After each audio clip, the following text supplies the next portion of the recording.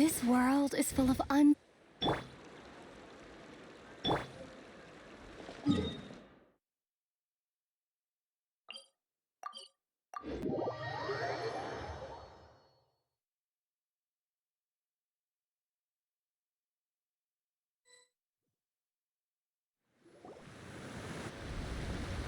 Hey, traveler, Paimon. Oh, Paimon knows that voice! Over here.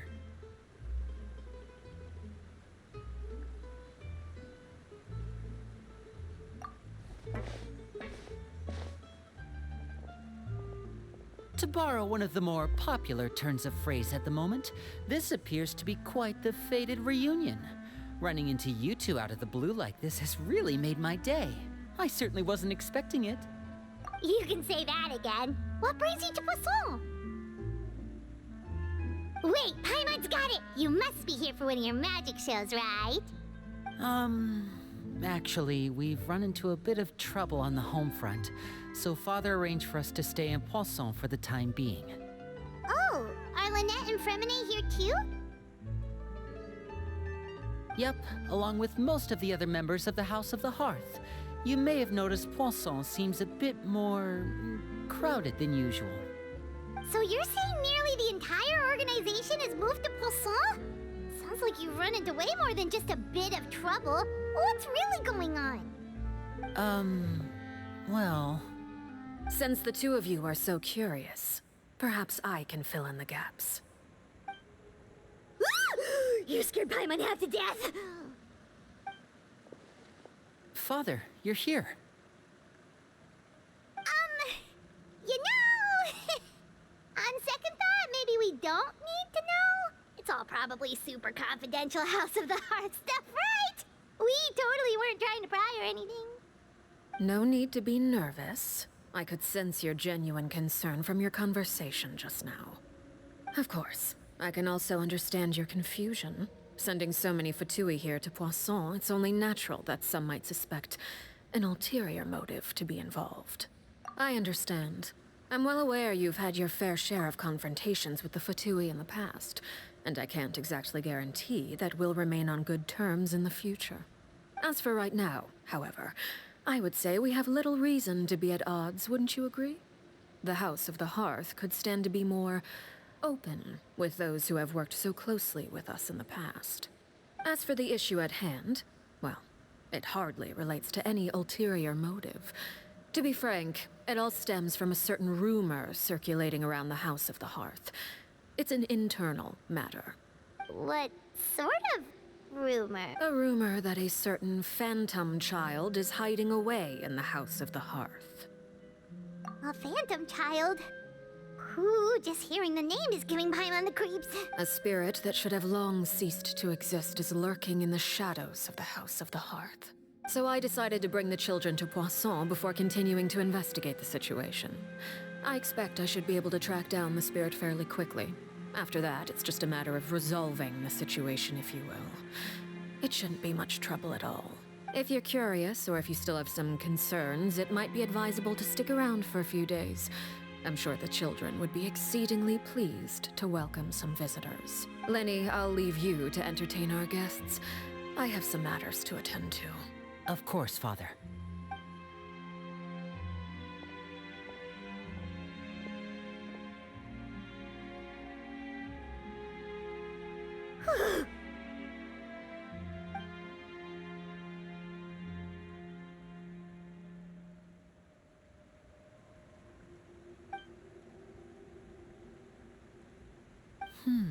It has long been a dream of mine to invite you to our home. You're quite well known in the organization already. A lot of people have been talking about you, especially after everything with the prophecy. If you're willing, why don't you stay a while and have a little chat with us? Alright. We don't have anything else to do right now anyway. But let's be clear, we're just gonna be there as guests, okay? Don't get any funny. Oh, wait a second. For your guests, that probably means we'll be treated to lots of yummy food, right? Of course. During our stay in Poisson, we've been helping out the locals with some fishing. We bring in quite the bounty every day. In fact, today's the perfect chance for me to show you what I can do in the kitchen. Let's go. I'll take you to where we're staying.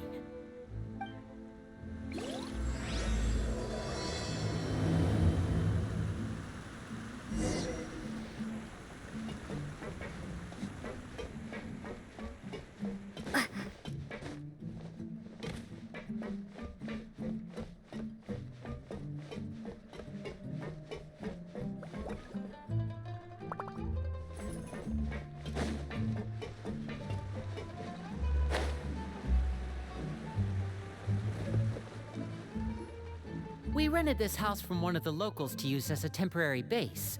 I'll come back later and tidy up a bit. After that, it should be all ready for you to stay in tonight.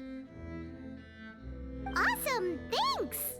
So, where are we off to next? Well, when I happened to run into you two earlier, I was actually in the middle of distributing some supply. With this many people staying in Poisson, we have to bring in outside supplies every now and then. I should probably make sure the rest of these provisions get delivered. Otherwise, people might start to get antsy.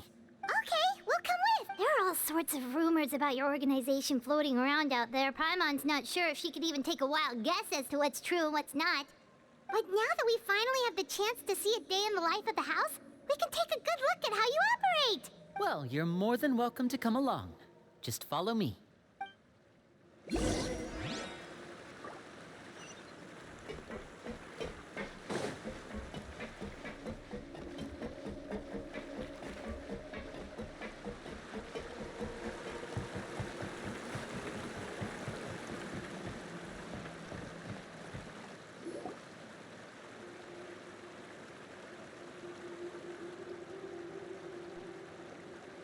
Linny, you're finally here. The supplies. I'm assuming you Brought them with me? Hello?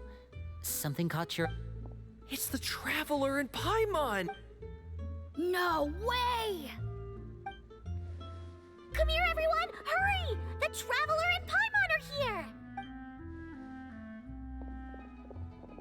One at a time, please. Don't crowd around them all at once. We don't want to scare off our guests now, do we? Oh, it's all right. Gotta say, Paimon didn't realize we were this famous. Of course.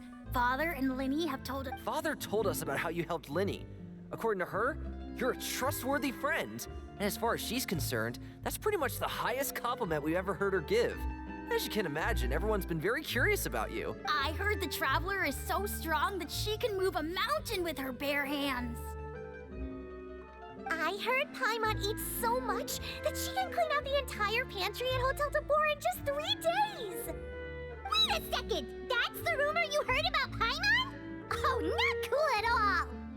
Oh wait, when guests visit, you're supposed to give them gifts and stuff. Oh, we don't need something like that. Besides, we don't have anything to give to you. Come on, we insist. I can give you some of my new potions. Just pick your poison. And by that, I mean medicine or actual poison. I've got both. Huh? Or maybe Shaplo can teach you guys about stealth. He's super good at it. He's never been caught. Ah, now that's not a bad idea. I know you usually prefer to fight head-on, but it never hurts to expand your bag of tricks, right? I was poisoned not too long ago, and I'm still dealing with the after effects. So I'm not quite as good as I was before, but I can still give you some pointers. Wait. When you said gifts, Paimon didn't think you meant poison and stealth tactics. But those are the best things we can give you. You don't like them? Ooh, how about this? Tell me the name of someone who really annoys you, and we'll teach him a lesson for you.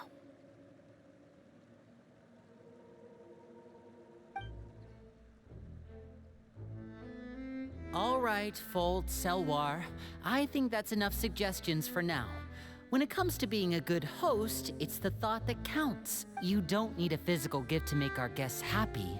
In fact, pestering them with suggestion after suggestion might make them more annoyed than anything. I would say your enthusiasm has certainly gotten across. Really? Awesome! It's been so long since we've had guests to play with. If there's anything you need, just let us know. Yeah. Especially if it's poison or something. I've got all sorts of potions for that. Well, we'll talk to you all later. We've still got supplies to distribute. All right, see you later.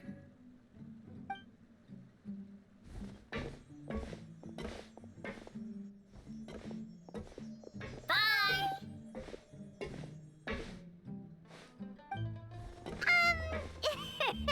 Lenny, about all that poison and stealth tactics talk just now. Scared you, did it?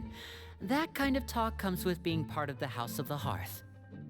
When Foltz was really young, he strangled all of his family pets, just out of curiosity. He was labeled a dangerous problem child and was abandoned by his family.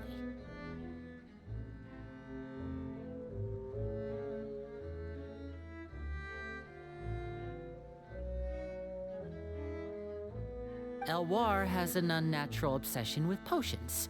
Father has forbidden her from trying all the different concoctions she comes up with, but she still tries to test them in secret. You really have to keep an eye on that one. Chaplot is around my age. While I'm mainly responsible for collecting intelligence, he handles surveillance. He's very passionate about his work and has no reservations about taking on some very difficult missions.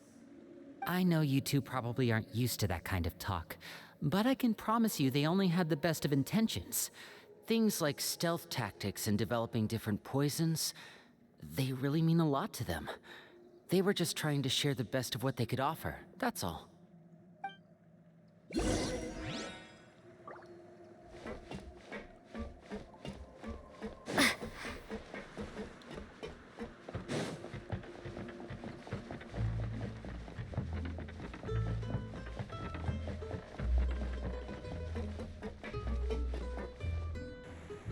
Filial, supplies are here. Thanks. And who are these two? Outsiders? Allow me to introduce you. Oh, you're the famous duo I've been hearing so much about. It's nice to meet you. I heard you've traveled to all sorts of places. Is that true? Of course! We're making our way all across to that! Oh, good for you. You must be pretty familiar with Fontaine by now, then. Have you seen the new opera that started running recently? I think it's called... The 4,000 Thieves? Oh, this is the first we've heard of it. It seems like it's going to be fantastic. From what I've been able to tell from the posters, anyway. You should definitely check it out if you have the... Oh, and there's The Blind Maiden, too. That one is supposed to have audience interaction. Seems pretty interesting. After this mission is over, I think I'll go get a manicure.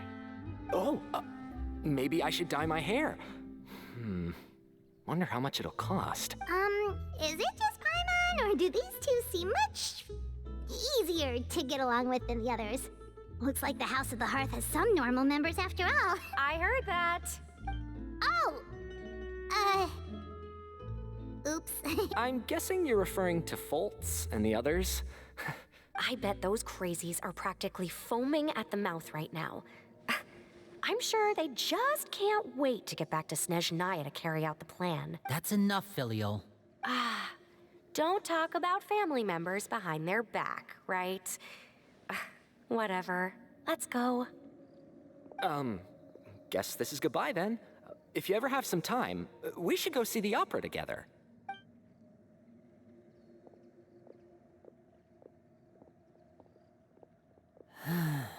Well, that's it for the supplies.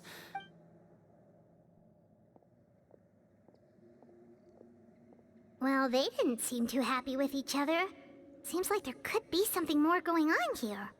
You're right. We're only here as guests. Oh, Linny's getting super far ahead.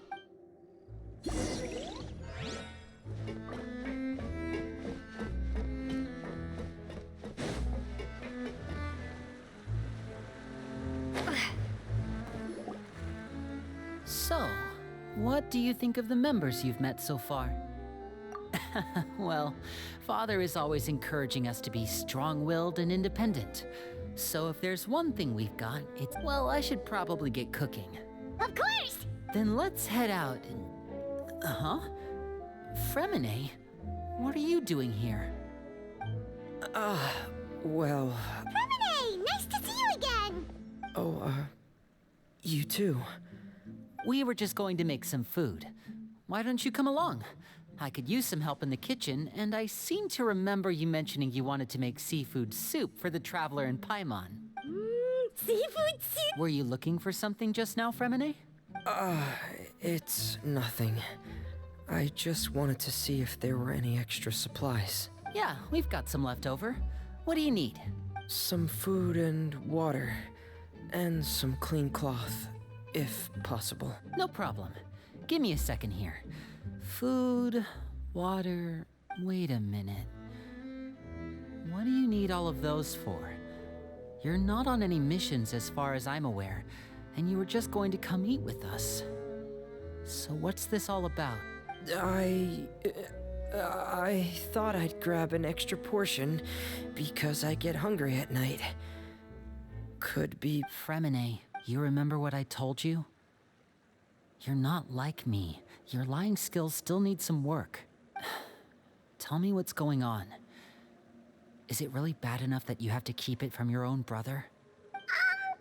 Maybe it'll be better if we gave them some space. This is the first time I've seen that kind of look on your face. Whatever happened, does it have something to do with Father? Yes. Just follow me.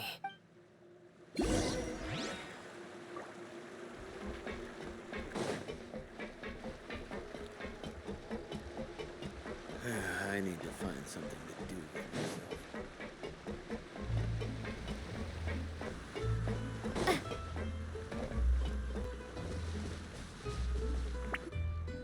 You're back! Oh, and you've brought some friends with you this time. Hello, my name's Linny.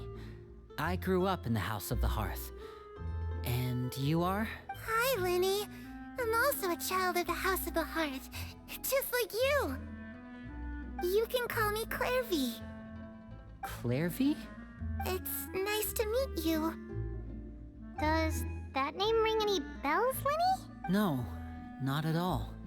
That's not a name we have on our roster, I'm sure of it. What I'm not sure of, though, is how she managed to sneak in. She must be the phantom child Father's been searching for. From the looks of it... No, I haven't told anyone. I've just been keeping her hidden. For how long? About half a month now.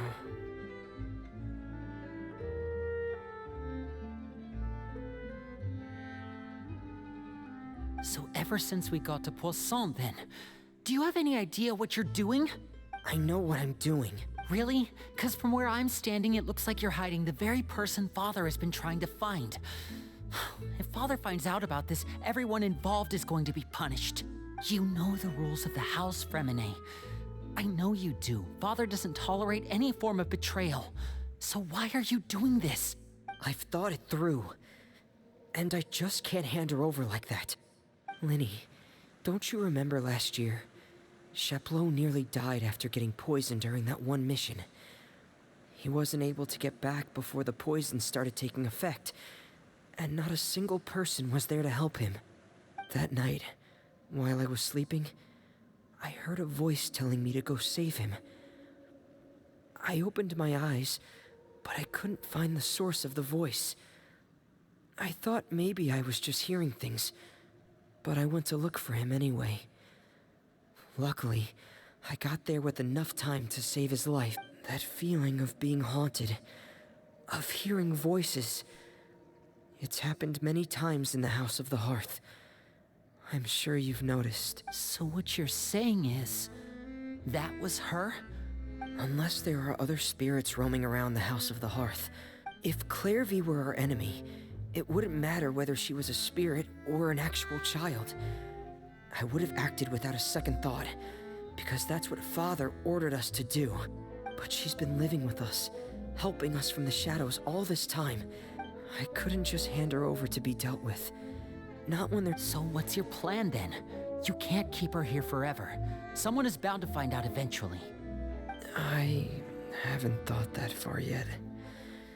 I don't want to disobey an order from Father. Come with me. There are a couple things I'd like to say to you in private.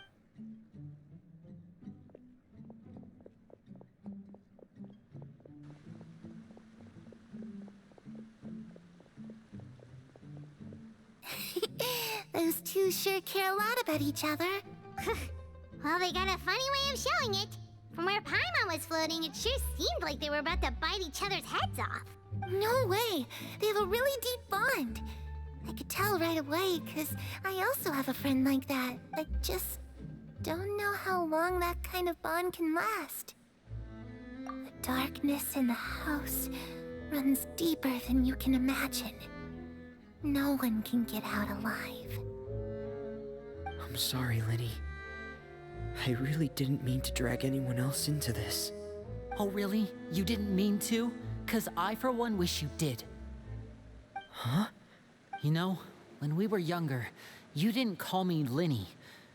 You called me brother, just like Lynette. We grew up together, the three of us. We were all orphans, all rescued by Father. Of all the siblings in the House of the Hearth, I think our bond was the closest. Later on, when you started calling me Linny, I wasn't actually surprised. After all, Lynette and I are related by blood. We've had to depend on each other to survive long before we joined the house.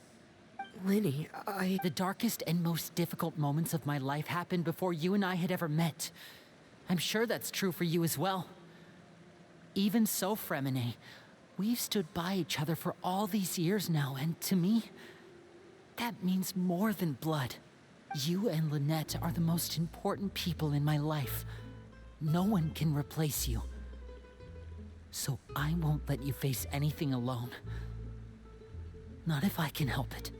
Oh, looks like things are getting kinda heated between Linny and Fremine. Maybe we should go check on them. Oh, it's raining. I should put my clothes away.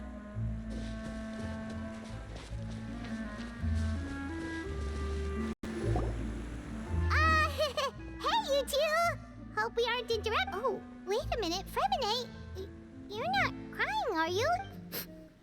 everything's fine. Well, we're all friends here, right? We've been through so much. It's just a small family dispute. It's not something our guests should trouble themselves with. In fact, it might be better if your stay ended here. What are you getting at, Traveler? When guests are around, families are often on their best behavior. And any disputes are less likely to escalate. That's what you're trying to say, isn't it? I just... Thank you. I was really hoping to keep you out of it. But even if I could think of some other reason to turn you away... Me too. Well, back to the matter at hand then. If we don't plan on handing Clairvy over to Father, then our only other option is to solve the mystery of her identity before Father is able to track her down. That means finding out where she came from and what she's doing here. Then we can send her on her merry way and pretend like none of this ever happened. I've tried that already. And? And... nothing. I tried taking her somewhere real. She even came with us all the way to Poisson. It seems like wherever the house is, she follows. I don't know much about... Let's see here. Paimon remembers hearing something like, if you fulfill a spirit's last wish before they died, they'll let go of whatever's keeping them here and return to the ley lines. Oh, it's just that Paimon doesn't really remember where she heard that, so... Well, sounds like it's worth a shot. Guess that means we should go ask her about her wish. What is it? I need you to promise me that this will stay between the two of us. We're the masterminds behind this whole thing. No one else gets involved.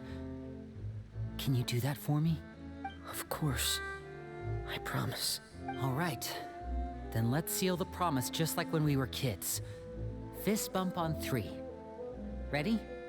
1, 2, 3. I swear.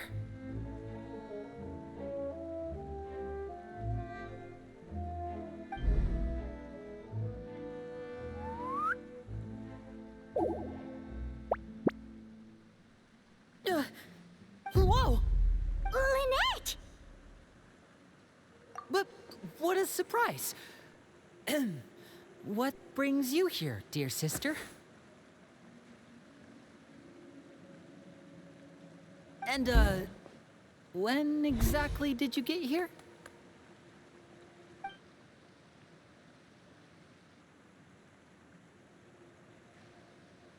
You're an idiot, brother. And you too, Fremine. You 3, Traveler. And you 4, Paimon. Wait, what did we do? I've seen Clairvy around the House of the Hearth before. I hadn't seen her in Poisson, so I figured she must not have come with us. But it turns out, you were just hiding her. I heard you talking about your plan.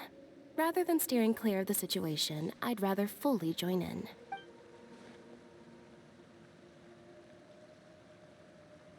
If you don't agree, I'll have no choice but to report everything back to Father.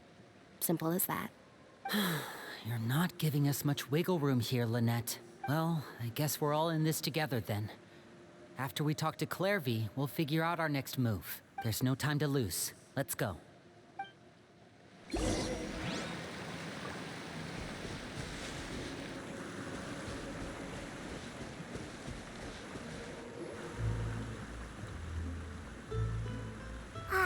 I'm full.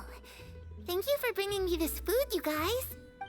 She said she's full, but the food doesn't look like it's even been touched.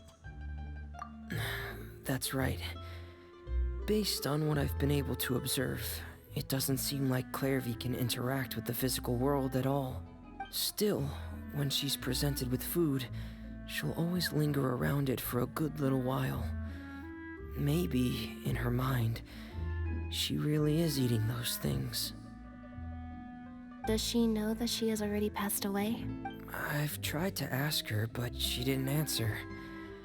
My guess is that she's just as confused as we are. Or maybe she couldn't understand the question at all. Clairvy, if you've got some time, I'd like to ask you a few questions. Sure. Oh, another new friend. Hi, I'm Clairvy. Hello. Clairvy, how did you join the House of the Hearth? Huh? Isn't it the same for everybody? The knave brings you here and then you can't leave. It's just that your name, it's not on the roster. And I've never seen you before. The roster? Oh, I get it now. I think there might be some things you don't know about this place. The people in charge, they're not as nice as they look. They say they keep a roster, but it's not complete. There are a lot of people who aren't on it, and never will be. In this house, some people are family, and other people are just test subjects. Those kinds of people aren't ever going to get a place on the roster, unless it's the roster of people who've been executed. Wait, does that mean the knave... She... Is there anyone that can vouch for you? Perry. She's my best friend. She's the only one I trust in this place.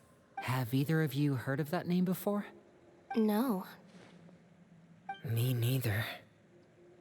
Clairvy, Perry. Neither of those names are on the roster.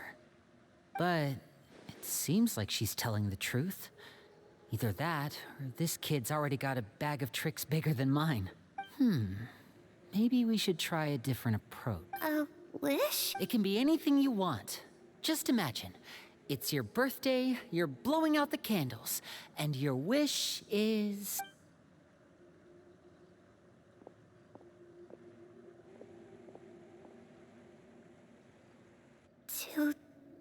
To go outside, where the sun can find me. That's... it? Well, that sounds easy enough. The darkness in the house runs deeper than you can imagine. No one can get out alive. Okay, time to divide and conquer. Listen up. I've got a plan. I'll try and find a way to use basic illusory magic to take Clairvy outside and bring her somewhere with Lynette. Try and find the list of executions that Clairvy was talking about. Fremine, you stay in Poisson. We can't be the only ones who've had run-ins with Clairvy. Understood. I'll try my best. What about us? What should we... I really appreciate your willingness to help, but this is a family. Let me think. Since Father considers you to be guests, maybe you could stick by her side for a little while. You don't need to do anything except keep up some nice, casual conversation. Ah, Paimon gets it. You want us to distract her. I'll give you a magic bird. If Father suspects something, all you need to do is release it when she's not looking, and it'll alert me that something's wrong. Of course, that's only as a last resort. If Father doesn't seem to notice us, there's no need to make contact. We'll reconvene here tonight after all's said and done. If the worst-case scenario happens and we're discovered, just tell Father everything. We're not going to let our guests get punished for our own actions. That's where we draw the... You too. Okay, this is where we part.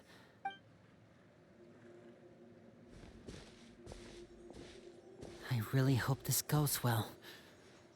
No, it has to go well. That's the only way this can get resolved.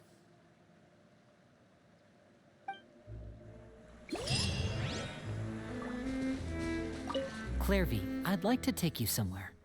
Is that okay?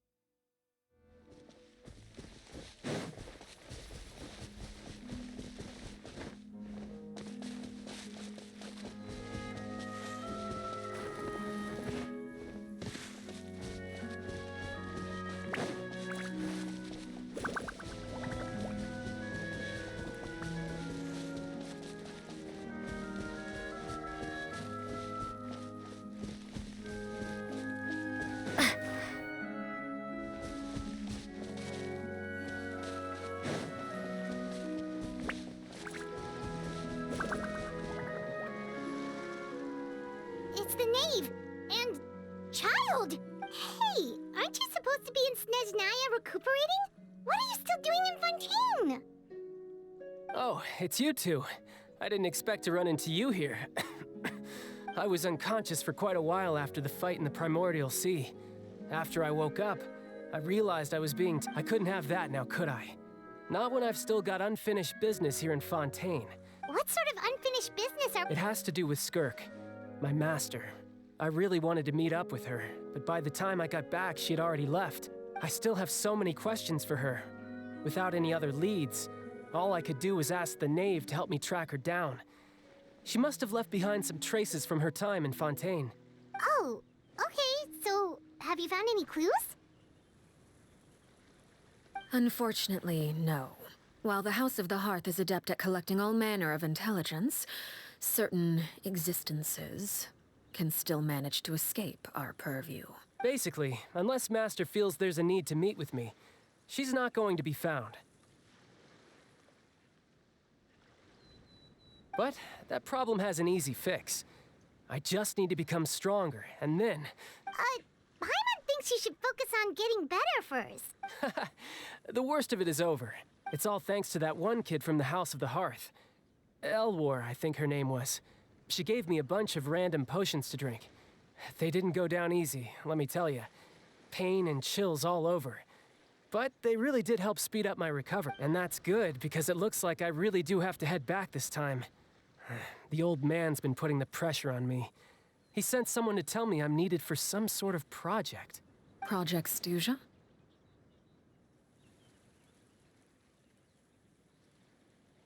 Yeah, that's the one. I heard Regrader's involved too. I'm not looking forward to having to listen to all his monologuing, that's for sure. Hey, maybe you could think of a way for me to stay in Fontaine for a little longer. Helping Linny and the others brush up on their fighting skills would be far more interesting. If you and I could spar, that would be even better. I've been waiting for a chance to see you go all out. And what a sweet little daydream that is. But I also have a role to play in all this. I'll be leaving Fontaine shortly as well. Besides, considering how little they see fit to step outside the homeland, being called on to return to Snezhnaya by such illustrious dignitaries, what a great honor. Wouldn't you agree? One I could do without, I'd say. Is it just Paimon? Or does it kind of seem like they're...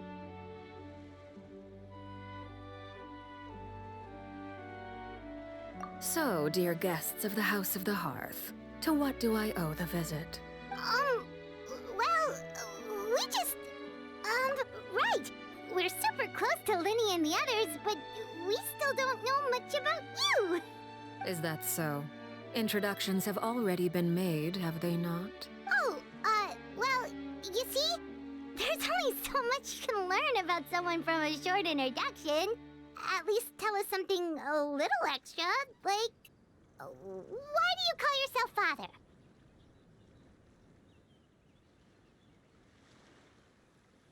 Huh, good question. I'd also like to know. The fact that you have to ask tells me our intelligence work has been quite successful. Telling you the answer to that question would only serve to undermine that success. And we can't have that, now can we? Spoken like a true diplomat. That was some expert sidestepping right there. Well, if there's nothing else, I think I'll take my leave. I still have a small matter to resolve at home. Wait, don't go!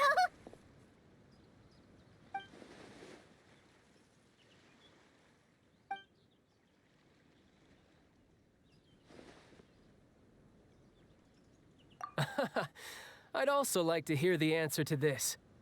I've met some of the members of your organization, and they all seemed like really good kids.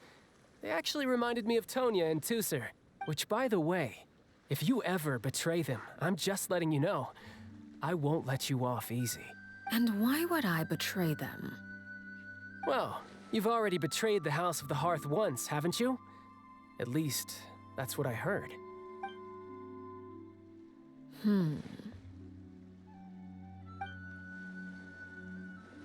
Okay, I admit. That's just what the old man told me. The rooster, I mean.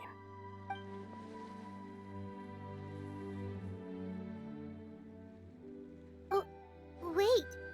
Did you really do something bad to those kids? Never mind what I've done. I'm more curious as to what the mighty rooster had to say. Care to enlighten me? Ah, well, nothing much. Just some stuff about you taking out many other members of the House of the Hearth, and even going so far to attack your own family. I see. Oh, based on your reaction, I'm guessing it's all a bunch of lies. Hardly. I don't appreciate his particular turns of phrase, but I suppose he didn't say anything untrue. Although, it would be more accurate to say that there is a certain level of prejudice involved, but I don't intend to clear that up just yet. Prejudice has a funny way of concealing the real truth behind certain things, an attribute that I find to be quite advantageous.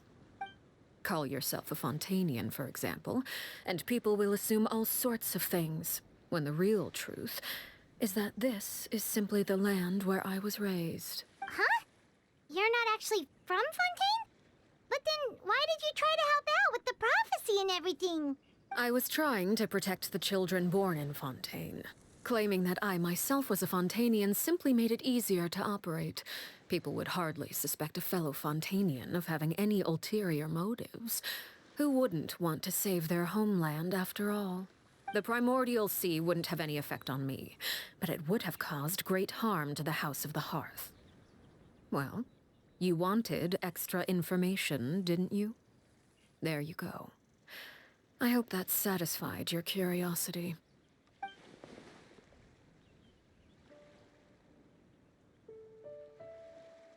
So, you stayed in Fontaine for the kids. I guess I was wrong to believe you'd betray them. Apologies. Looks like I was holding on to some prejudices myself. Good. Like I said, I like it when others have misconceptions of me. Actually, while I was recuperating at the House of the Hearth, there was something else that really caught my attention. I heard that members always resolve disputes and arguments with a friendly spar, and the loser has to back down. Seems pretty cool if you ask me. Would also give them plenty of opportunities to hone their skills. Well, that's only a recent development. In the past, such spars weren't nearly so friendly. The losing party would lose everything, including their life. They were that high stakes? Whew, at least that's not a thing anymore. Well, the current atmosphere's not half bad. I'm a bit jealous, actually. You've got so many family members around you, and you even get to live with them. Having a lot of family around means dealing with a considerable amount of bickering and scheming. Once Tonya and Tusar enter their rebellious phase, I'm sure you'll understand. Just imagine. Tusar becomes obsessed with plucking out strands from the rooster's mustache, or Tonya decides to dye her hair 42 different colors. Okay. I get the picture.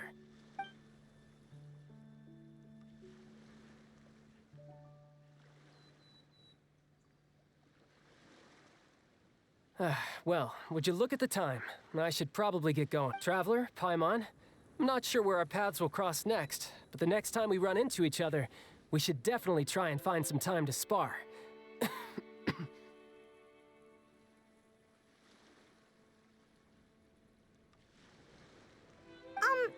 Again, maybe this is a conversation we can have when you look less like you're gonna keel over. All right. Well, thanks for everything, Arlechinno. No thanks necessary. You also played a part in obtaining the Gnosis. I would say we can call ourselves even. I like the sound of that. Well, I'm off. See you all some other time. We should probably get going too. Do you want to head back with us? Oh? You want me to leave so soon? Oh, I'm rather enjoying the evening breeze. If you don't mind, I think I'll stick around for a bit. I have some things to think about. Apologies for not attending to you like a proper host. Please forgive this slight. I do hope you'll have a pleasant stay. We managed to keep her distracted until nightfall. Good thing Child was there to keep the conversation going. You don't think she suspected anything, do you? Oh? You decided to stay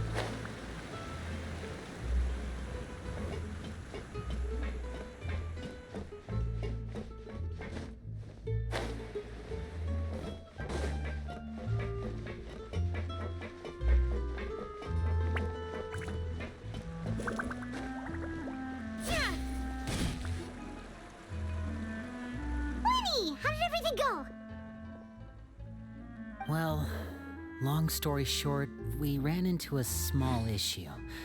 Clairvy can't go into the sunlight. Everything was fine at first. She followed me up to the surface just like I told her.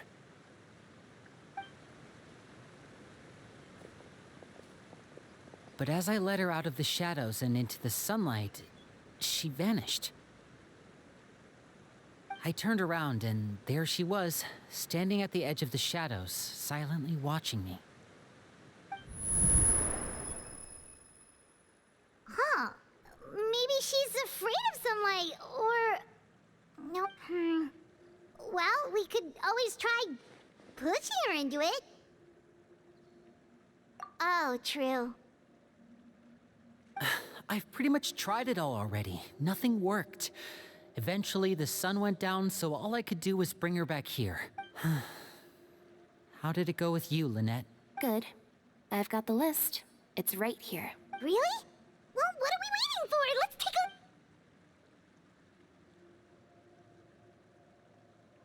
Oh, that's a lot of pages. Oh, it's gonna take forever to get through it all. We can each take a section. Here. La Pouillade, L'Endroit, Chambel, Horaire.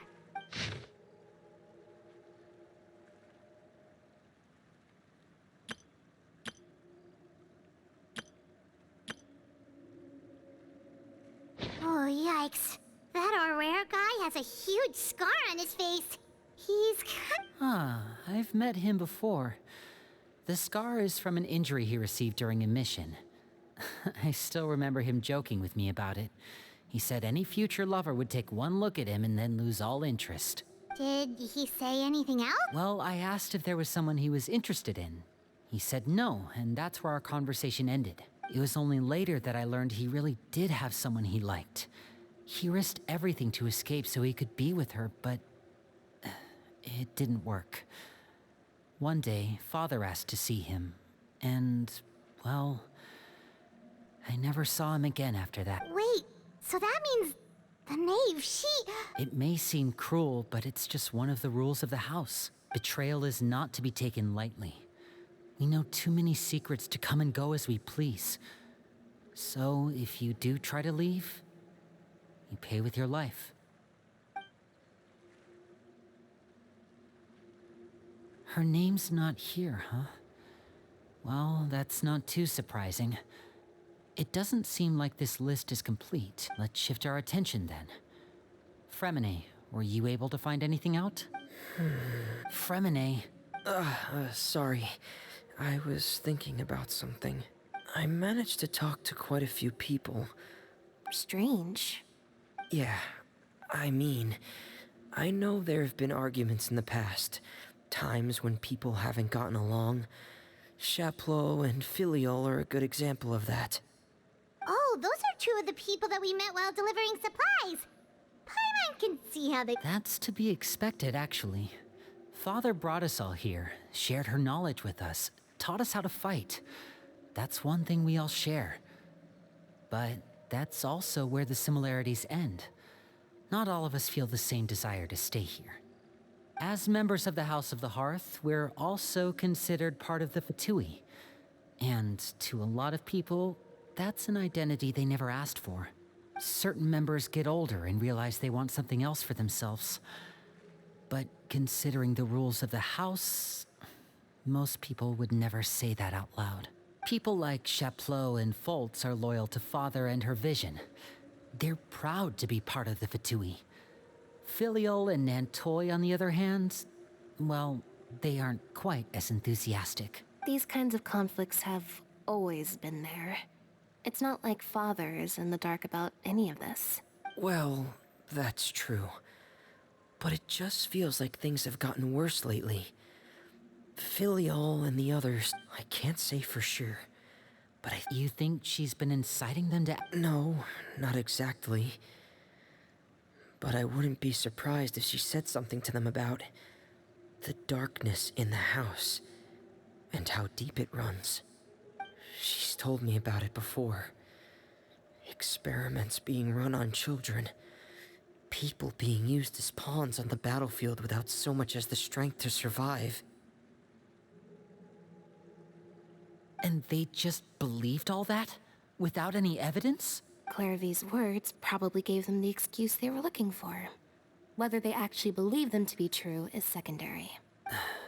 This is all because of Project Stuja, isn't it? Whoa, whoa, whoa! second. What's this Project Stuja all about, huh?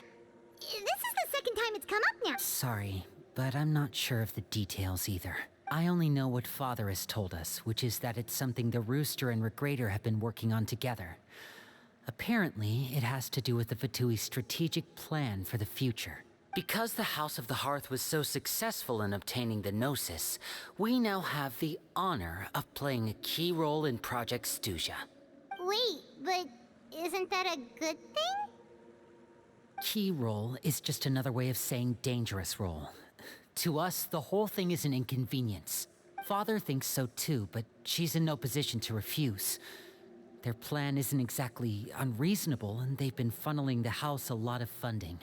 It's just that we'll lose a lot of members in the process. Participating in the plan, it's an honor in name only. What they're really trying to do is subdue us. The existence of an intelligence organization outside their control makes them feel uneasy.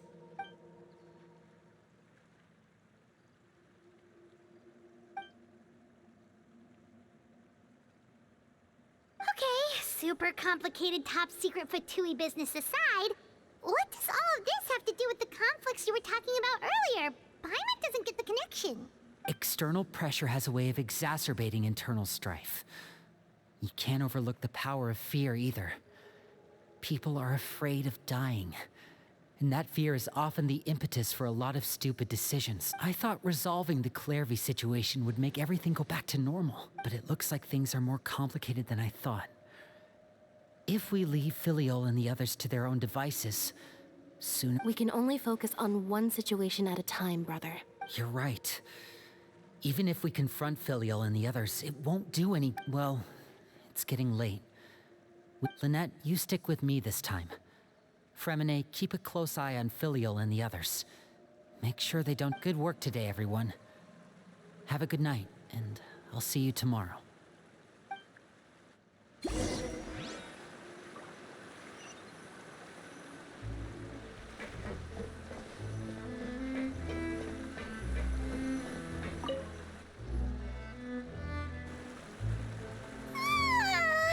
Oh, Paimon was looking forward to an early night, but she can't sleep at all. Hey, you don't think the knave will be too angry with Linny and everyone if she finds... She's even scary when she smiles. If she were to actually get angry... Ooh, you have to protect Paimon if that happens, okay, Traveler? Oh, well, in that case, we should just plan on running away. We'll grab Linny and the others and we can make a break for it as fast as we can.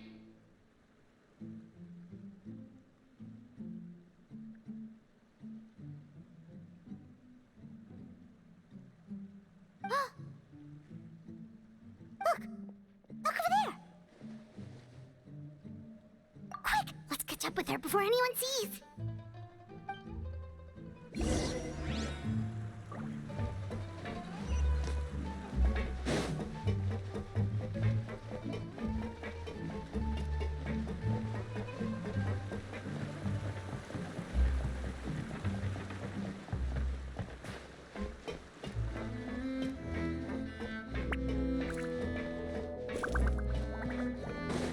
Over there!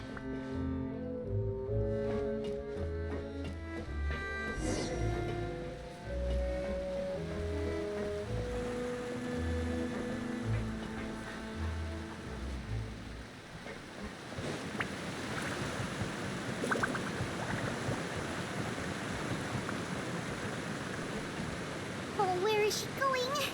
Oh, if someone sees her, we're toast!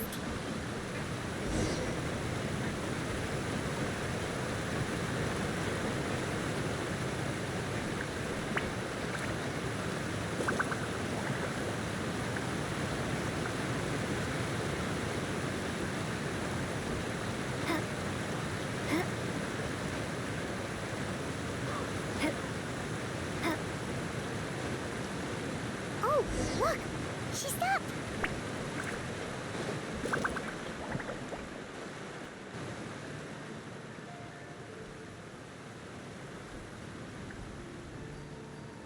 Clairvy! Shh! I opened the window. window while no one was looking. Look how pretty the outside is. If only I could have more than this. You probably think I'm being silly, huh? All this hopeless resisting. Please, help us get on the same page here, Clary. We need you to tell us what you know. Can you do that? Sure. Although, after you hear all this, I think you might regret that decision. Everyone in this family is nothing more than a tool. Something to be used and exploited. We're all expendable. Including me. As long as you're useful, you get to stick around. Lose your value. You're handed over to the doctor, experimented on, and given a fate worse than death. I've seen it happen again and again, and I've had enough. You're saying the knave did all that? It's just, that doesn't seem like something she would do. She's scary and all, but it seems like even she has lines she wouldn't cross. I knew you wouldn't believe me. Everyone thinks she's a good person. They all think of her like a real mother. Mother? But she doesn't deserve that title. She's disgraced it and tarnished it. And if I had things my way, I'd never see her again. If only Perry were here, she'd understand. Harry. There's that name again. Also, Paimon's getting a strange feeling. It almost feels like she's not really here with us. Paimon can't tell if she's actually talking to us or if she's mistaken us for someone else. Well, in any case, it seems like she really needs someone. She looks so young. But it seems like she's been through a lot. It's getting windy.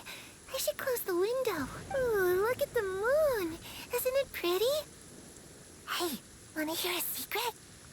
I heard that if you look up at the night sky in Snezhnaya, you can see the aurora. It's supposed to be super pretty. Even prettier than the moon tonight. Perry and I promised each other that once we're older, we're gonna go see it together. But I can't find her. I'm worried she's also been... No, that wouldn't happen to her. She's special. Mother likes her a lot. We should really go talk to Mother. But we just fought. She doesn't want to see me. What should I do?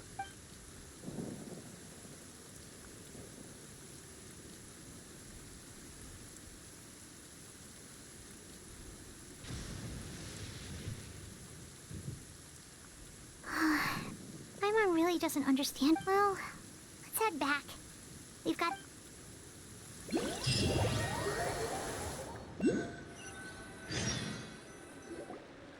All right, looks like we're all here. Let's go ahead with the plan. Oh? What is it? What makes you ask that? Well, we kinda ran into Clairview last night, and that's what she told us. We met the doctor back in Sumeru. He's super dangerous. It's possible that Father and the Doctor have had certain dealings, but I don't think Father would work with him. We're not really on the same side, so there's not a lot of trust between them. That doesn't exactly set the stage for a successful partnership. I did hear, though, that when Father first became a Harbinger, the Doctor offered to work with the House of the Hearth. Father rejected most of his proposals, except for one. It had to do with some sort of secret experiment. Secret experiment? Could that be what Clairview was talking? I don't think so. I don't know any details about the experiment itself, but I do know it's an entirely independent operation. The Doctor only proposed a direction for the research. That was the extent of his involvement.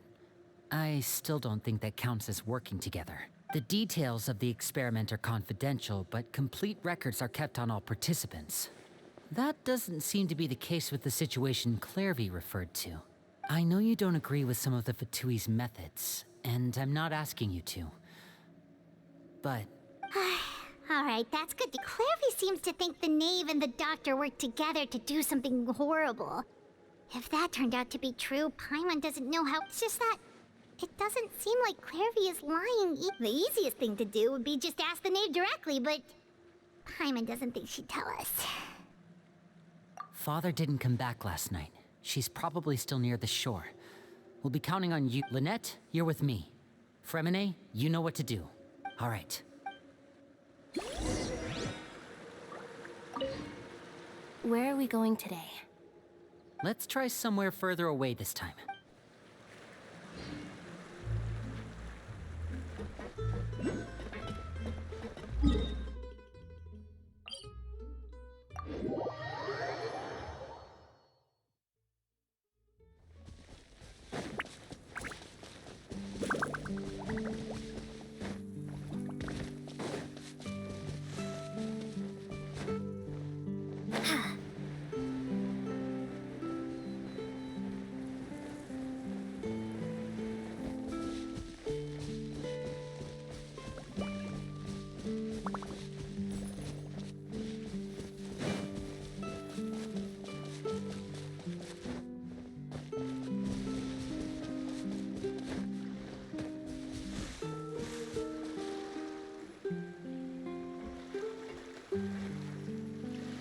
Ah, it's you two again.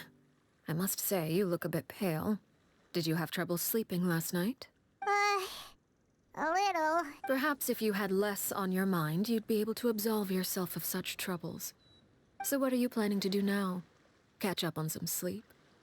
Or should I give you some time to rack your brain for a topic to discuss before I ask any questions? Although I must profess to being curious. Without Child here, how do you plan on distracting me?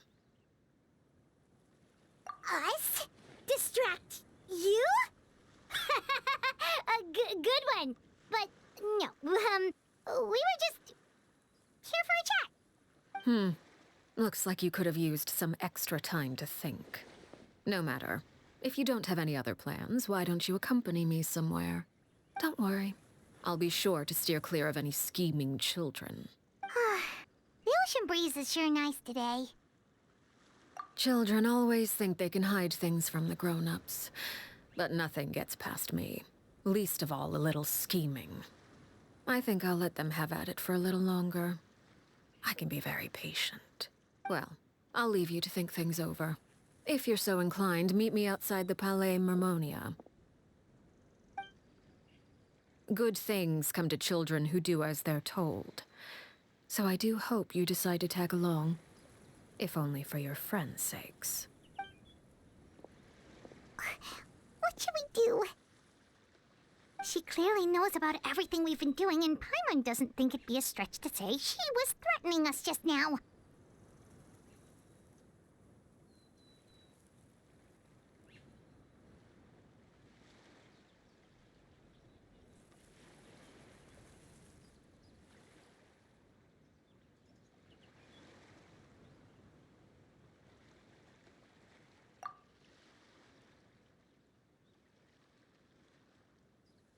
Oh, good idea. Hopefully, well, we should probably head to the Palais Mermonia. Paimon doesn't want to find out what happens if we don't show up. Based on what the knave was saying just now, it sure didn't seem like it'd be anything good. Okay, then we probably shouldn't keep her waiting. It seems like Linny and the others are on thin ice, so let's...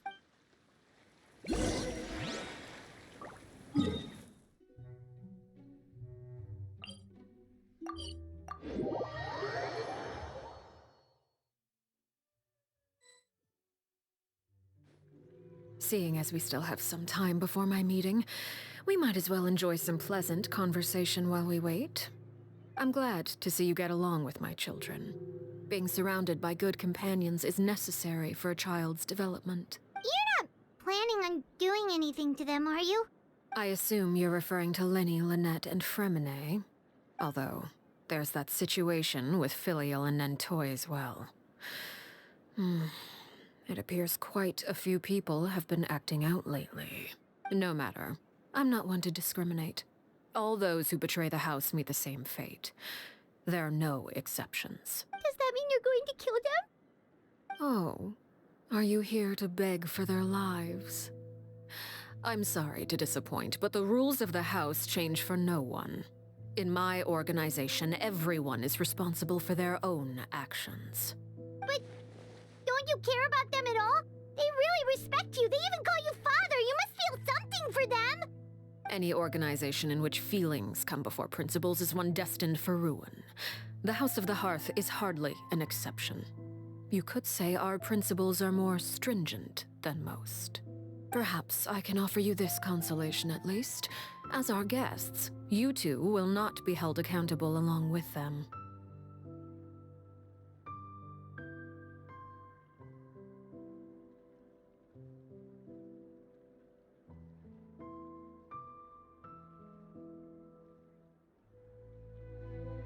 I would imagine Linny, Lynette, and Fremine will be able to keep their lives.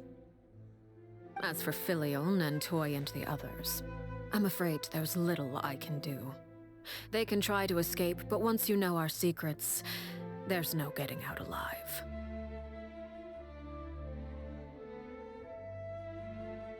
But that's awful.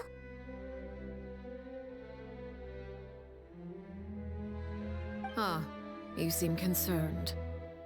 Out of consideration for my guests, I suppose I could turn a blind eye for a little longer. If Linny and the others manage to dispose of Clairvy in the meantime, all evidence of their wrongdoing will be lost. In that case, I could hardly punish them for something I couldn't prove. If their efforts are unsuccessful, on the other hand, all will be held accountable. And the punishment will be severe. Of course. Oh, and here, I believe this belongs to you. Do try and keep better track of it next time. It takes a considerable amount of time to train a bird like this. It would be such a pity if you were to lose it. Permanently. Wait, where did you get that? Well, I'm afraid that's all the time we have to chat. Now, for the matter at hand. I asked you to meet me here because I have business at the Palais Mermonia. It has nothing to do with you, but I think it would be prudent for you to stick by my side for the time being. There will always be time later to run off and tell Linny what you've learned. Well, time to go. Looks like we wrapped things up just in time.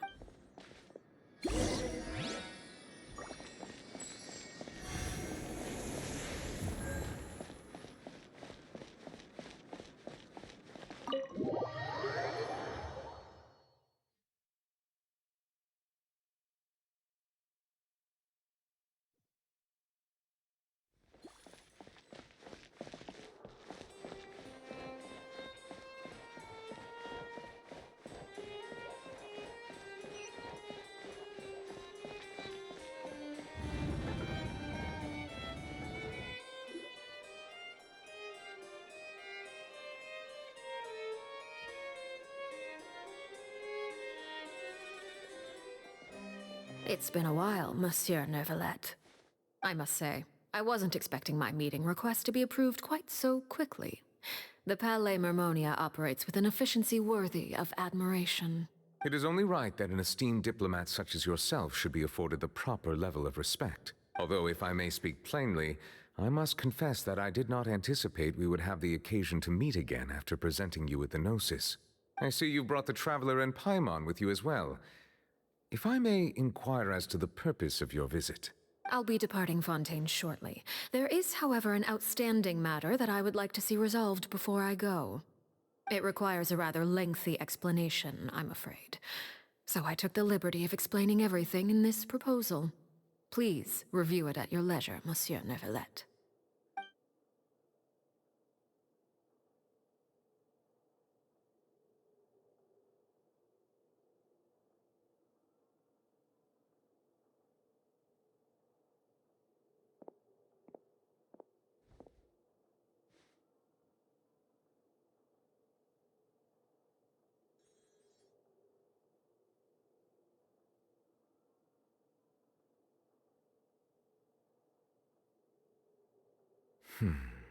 I understand your request.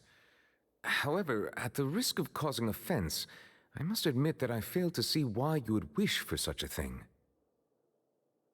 I heard you have a certain fondness for water tasting, Monsieur Neuvillette, so allow me to use water as an analogy. A family is like a large body of water with countless rivers flowing in and out. As someone who watches over this system, I would hope that each river that flows from the source will eventually reach the ocean. Of course, objectively speaking, I know this is impossible.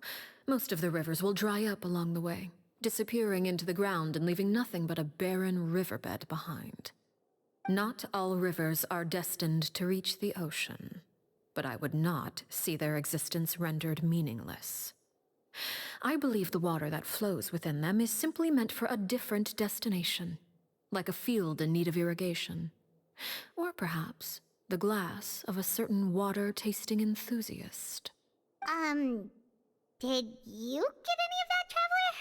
Your words paint an optimistic picture indeed. Allow me to remind you, however, few among us are willing to sip from a glass filled with tainted water. It may have been tainted at one point in time, but not to worry. I'll make sure it's strained of all impurities and returned to its cleanest form.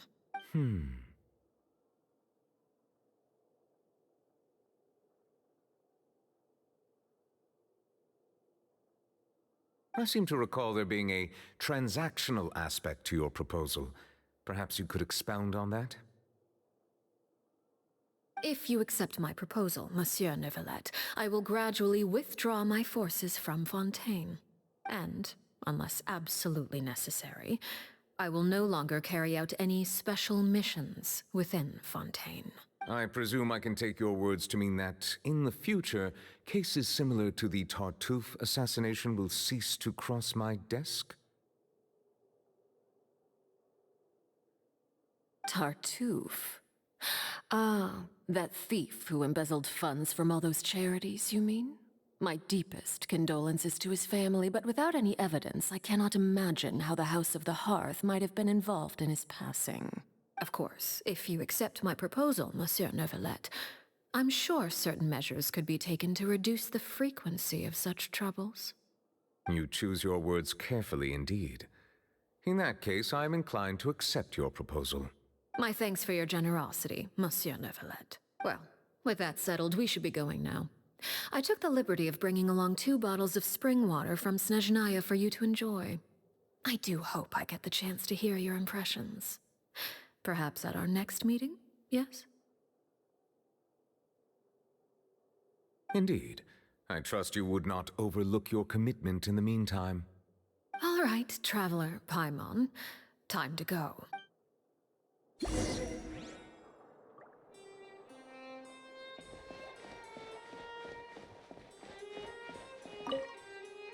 I believe I've told you before that my emotions easily resonate with those of others.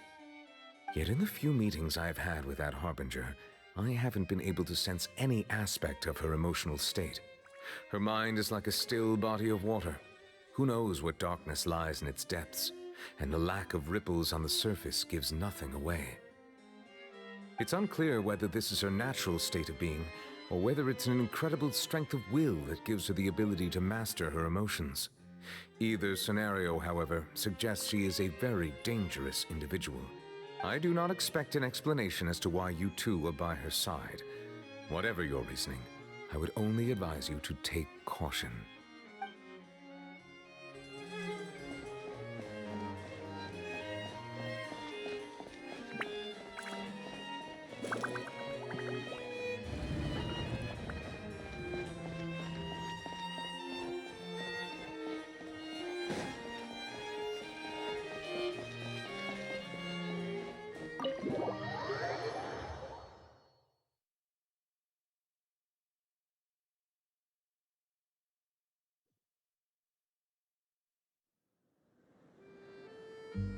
So, what exactly were you talking about back there?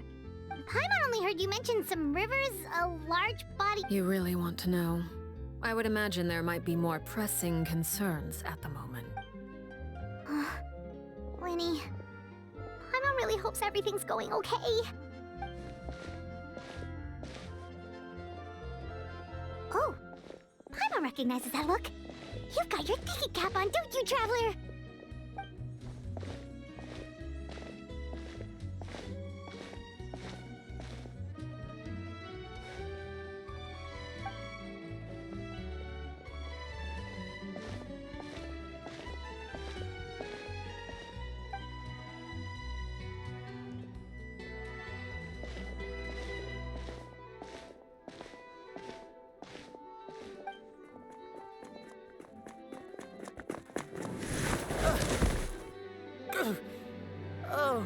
shoot.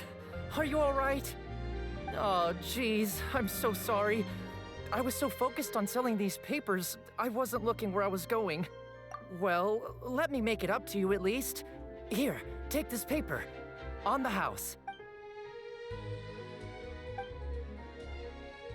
Oh, you don't have to give us anything. Please, I want to. It's not like I'm short on supply. It's my fault, really. I was just trying to bring home some extra mora for the family, but I bit off more than I can. What's going on here? Nothing much. I just ran into your friend here on a... Hold on. Of course, I'm happy to compensate you with mora. It's just... I don't have any on me at the moment. I'll take 3 papers. Here, your payment. Oh! Thank you for your patronage. May the Archons bless you with good fortune. If only I had the chance to run into such generous customers every day. I should probably just take on a smaller inventory though, right? Well, now that my affairs are settled, we should take the boat back to Poisson. We've even acquired some light reading to enjoy along the way. Actually, why don't we stick around for a little longer? Paimon just realized how hungry she is. She can't head back to Poisson on an empty stomach. It appears you two are under the impression that delaying our return will somehow alter the situation in your favor. I'm sorry to ruin your fantasy, but your efforts are meaningless. That being said, I could be persuaded to give Linny some extra time. I just have one condition. If you agree to my request, I'll even answer some of your questions. You're quite curious about Claire V, are you not?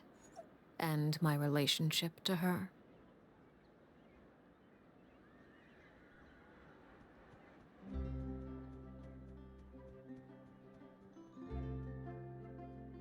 Wait, why are you being so generous all of a sudden? You're not gonna ask us to do something bad, are you? You overestimate yourself. You don't have the talent for bad things. Then what can you possibly... The most important consideration in a negotiation is that both sides receive something they want. Demands and threats only get you so far. Wonderful. Here it is. When the time comes, make the choice that you deem most appropriate in the situation, and lend your help to the House of the Hearth. Okay, sounds normal enough. That is for you to decide. Then we have a deal. Follow me.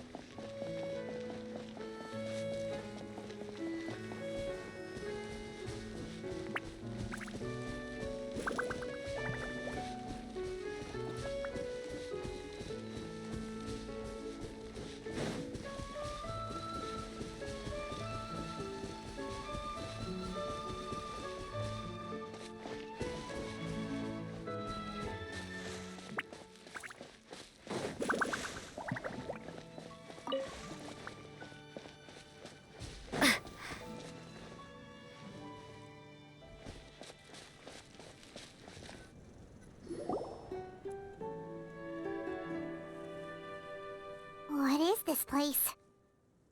Somewhere long forgotten by everyone. It used to be a grand building. Now it's nothing more than a pile of rubble.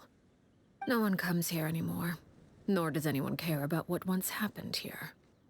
Although, this place does have something to do with the story I'm about to tell you. It was before I became a Harbinger, and before Linny and the others joined the House of the Hearth. Due to certain events, I first killed Clairvy and then her mother. And this is where it all happened. You were the one that killed Clairvy? Patience now. Allow me to explain Clairvy's side of the story first. I'll start from the beginning. Clairvy was 6 years old when she was brought by her mother, Crucibina, to live in the House of the Hearth. From the outside, it seemed like a fairy tale. A thriving family made up of kind adults and friendly children.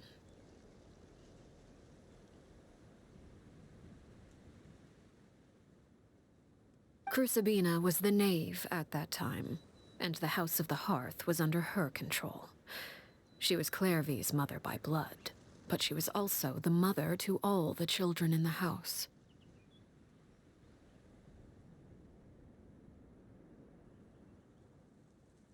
Clairvy was happy here, for a time.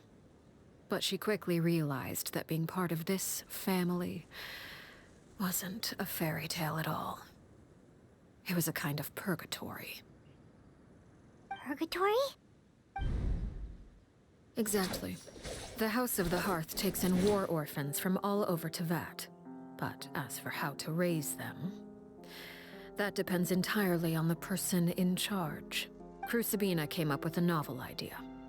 She would teach the children to fight, force them to duel each other, and then crown as the king of the house the child who proved themselves most worthy of inheriting her title. It's difficult to estimate the number of children who died or were maimed in the process. There's little I can say about the ones who died. The ones that emerged with permanent injuries, on the other hand, well, they still served a purpose. They would be handed over to the doctor to be experimented on, or sent away on dangerous missions. Nothing more than tools to be used and then discarded. So those were the experiments Clairvy was talking about. But what actually happened to her? You said that Clairvy was Crucibina's daughter, so if Clairvy tried to convince her to stop what she was doing, Crucibina probably would have listened, right? Despite being Clairvy's mother, Crucibina cared little for her daughter.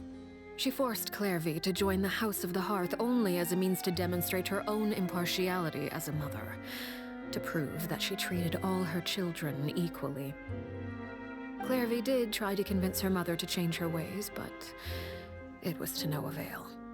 After her efforts failed, the only other option was to rise up and try to fight back. Unfortunately, the other children had already been thoroughly indoctrinated into the illusion of happiness Crucibina had created. Of course, there was one exception. Someone Clairvy's age who knew the truth about the House of the Hearth. Her name was Peruere. Wait, the friend that Clairvy mentioned? Friend, huh? I suppose we can call her that for now. Clairvy was a cheerful and passionate person with a tenacious spirit. Peruere, on the other hand, was rather cold-blooded. Her cold-blooded nature allowed her to see through Crucibina's facade. Yet, it was also this cold-bloodedness that prevented her from acting against it. At least at first. While Clairvy longed for freedom, Peruere was convinced that, amid all the fighting and violence, she would make it until the end. Despite their differences, the two became fast friends, united by their knowledge of the truth.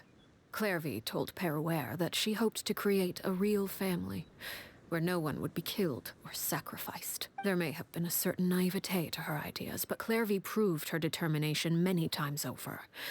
She tried countless times to run away, ask for help, or expose the truth. But her efforts only earned her beating after beating. The only thing that kept her going was her strength of will. Even with her body racked with pain, she would still stand on her tiptoes and open the window at night. She and Peruere would look out at the moon together, a fierce longing for freedom shining in her eyes. But one day, that light simply vanished. Oh no. What happened?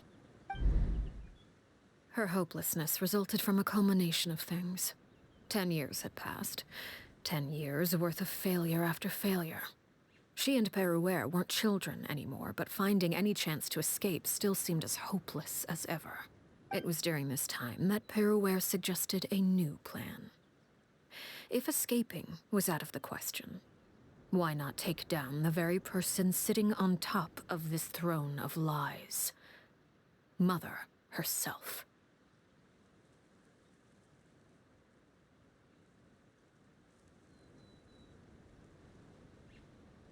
Clairvy rejected that proposal. She claimed that, as a famous harbinger, Crucibina possessed an unimaginable amount of power. Trying to kill her would have an incredibly low chance of success. Clairvy never gave another reason, but Peruere could see it written all over her face. Clairvy still thought of Crucibina as her mother. Killing her own flesh and blood was a line she couldn't bring herself to cross. If she couldn't escape and fight back, then only one option remained. Precisely. Death was the only way that she felt she could be free.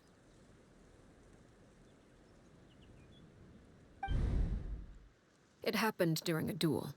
When she arrived at the dueling ring that day, her partner turned out to be none other than Peruere, the very person that had stood by her side all those years. It was a fierce battle. But ultimately, Clairvy decided to let Peruere end her life. From that moment on, Peruere's journey was one written in flames. When the rain finally came and washed it all away, there she stood, the sole victor in Mother's endless game of slaughter. A trail of corpses strewn across her path to success. It was the very result she had predicted 10 years prior. Even then, she believed she would make it until the end. She wasn't surprised by the fact that she emerged as Mother's undisputed heir. Rather, her success left her with an inexplicable sense of restlessness. She was unsettled. And there was only one thing that could quell that sensation. Perhaps you two would like to take a guess as to what it was? Crucibina, you mean? Correct.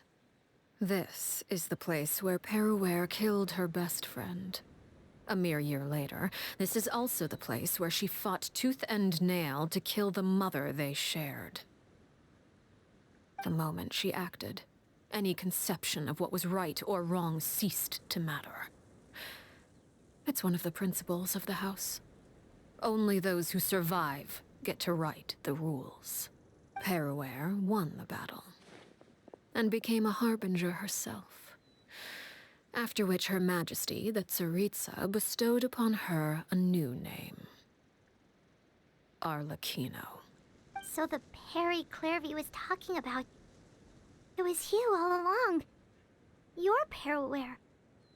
Arlechinno is just a name you got later. I left that name behind long ago. I must say, hearing it now does bring back memories. After I defeated Crucibina, the moniker of Mother died with her. I chose to forego the title she called herself, and even chose to give up my own name. I rebuilt the House of the Hearth under a new identity. Not only as Arlechinno, but as father. And that is where the story ends. Any more questions? Yeah. Based on what you just told us, Clairvy wasn't a little kid when she was killed. So the Clairvy we met...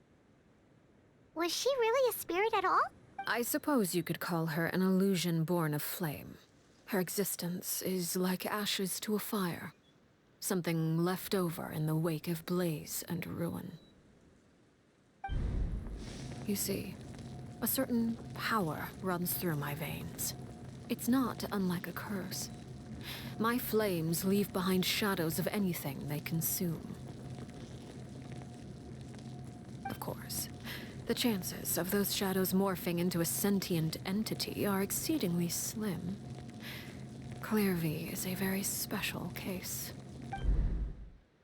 Clairvy died when she was 16 years old. But what emerged from the flames was her 6-year-old self. Her appearance wasn't the only thing affected. Most of her memories were lost to the blaze as well. Memory is a mysterious thing indeed. Losing a portion of your memories will alter your sense of self. Lose 10 years' worth, however, and it would be like living in the past. Like returning to a version of yourself that never grew up. No wonder Paimon got such a weird feeling when we were talking to her. Perhaps I should put it this way. Clairvy is someone trapped in time. It may seem like she exists with us in the present, but she truly lives in the confines of her own past. So if all of that is true, then you must have known about Clairvy for a long time. Indeed. She's a rather volatile and unstable entity. Sometimes she would look after the children. She's even saved some of their lives, but other times, she would hide from me and become obsessed with revealing the truth about the house to anyone who will listen. Shadows don't have the capacity to learn or grow. Any new information they encounter is quickly forgotten over time. Your attempts to expose Clairvy to sunlight, they failed, yes? The reason is actually quite simple. In Clairvy's mind, the house is impossible to escape, and it is this very perception that traps her there. But no matter. All I have to do is kill her again, and all will be resolved. I don't anticipate so much as a single speck of ash will be left behind this time. Wait! Paimon can understand why you might want her gone, but isn't there another way? So what if she's trapped in her 6-year-old self? She's still your friend! At least talk to her first! It's too late for that. She broke the rules, and now she must be punished. That goes for Filial and Nantoy as well. She's had quite the effect on them. I hope you understand. The difference between Crucibina and myself lies in our formulation of the rules, not our policy for enforcing them. Upholding the rules without question is a trait we both share, because that is how a household should be run.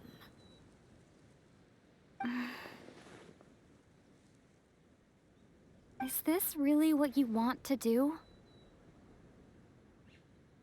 Whatever could you mean? Don't you want to say a proper goodbye at least?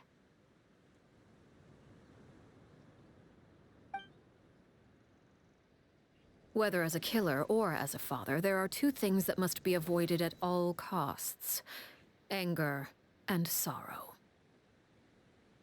Anger makes you impulsive. Sorrow causes you to waver. Well, it appears it's about time to proceed. Before we arrived, I told some of my well-behaved children to bring our troublemakers here by nightfall. I do believe I've kept my end of the deal. I gave your friends quite a bit more time. As for what happens now, we'll just have to wait and see.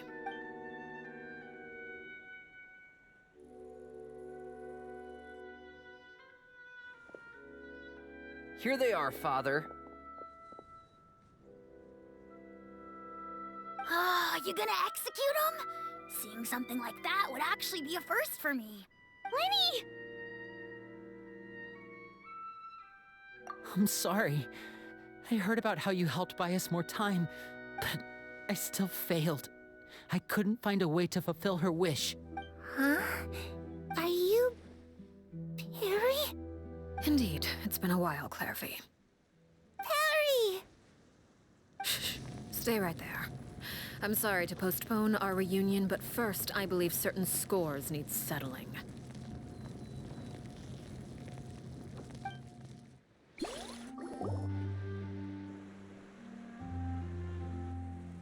Father, let me explain. Out of my way. Father! You chose to conceal a threat to the house, and for that, you must be punished. Overall, however, I suppose your wrongdoing is hardly the most egregious of the bunch, so I'll deal with your punishments later. As for right now, the more pressing concerns are the traitors among us. By traitors? Do you mean us?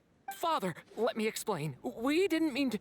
Fultz, Why don't you share what you heard? Yes, Father.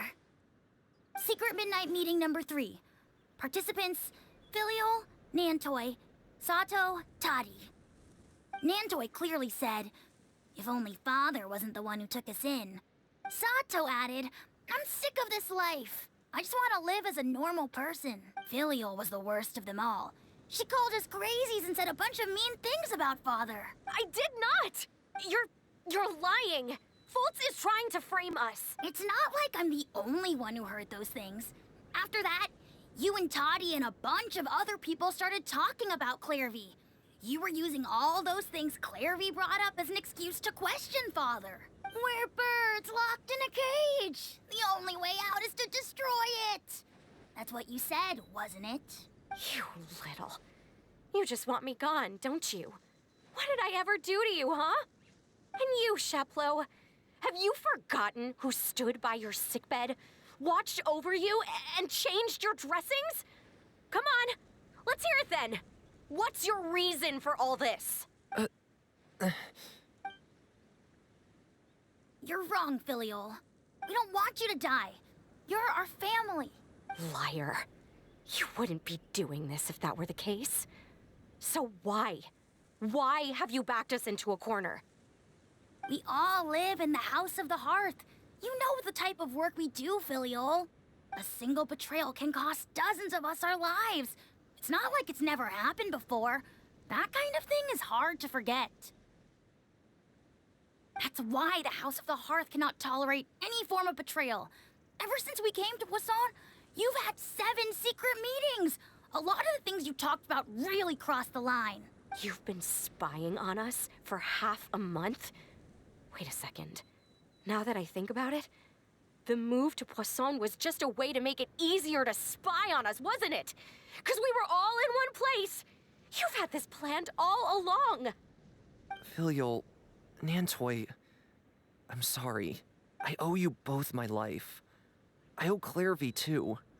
If it weren't for all your help after I got poisoned, I wouldn't be standing here today. If this were any other situation, I would do anything to repay that kindness, even if it cost me my life. But rules are rules. I'm sorry.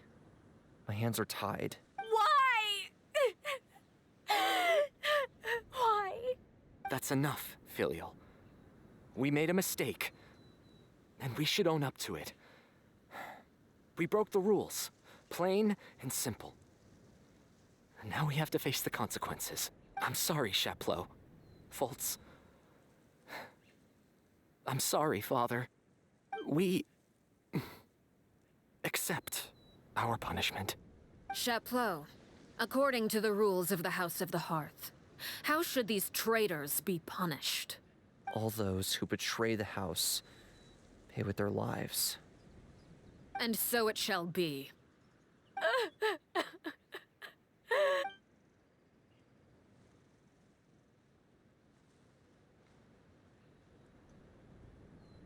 Father, please wait! Something you want to say, Linny? Please reconsider, Father. What Filial and the others did, does it really count as betrayal? We all come from broken families. From the very first day we joined the House of the Hearth, we wanted nothing more than to make it a real home. But the truth is, none of us know what a real home should look like. I'm not saying I have all the answers. All I know is this. Killing Filial and the others may uphold the rules, but doing so will only bring us further away from being a real family than we've ever been.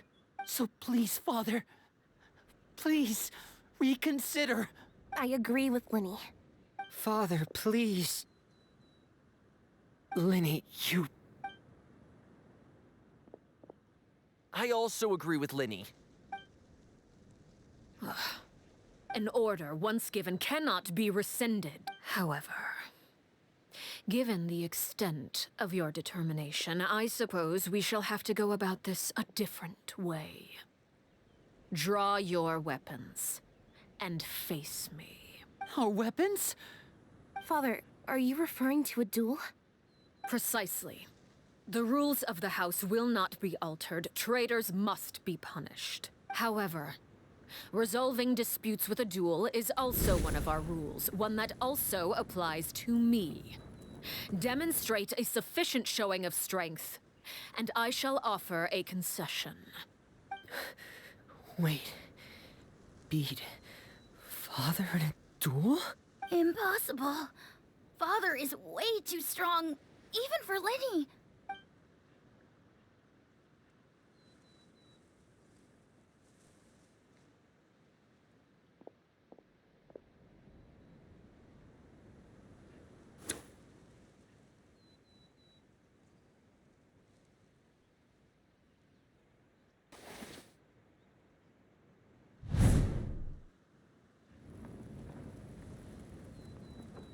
Did you hear that, Traveler? Lenny and the others have to duel the knave. What should we do? Can they really win something like that? If they lose, those people from the house are really gonna be executed. Hey, are you listening?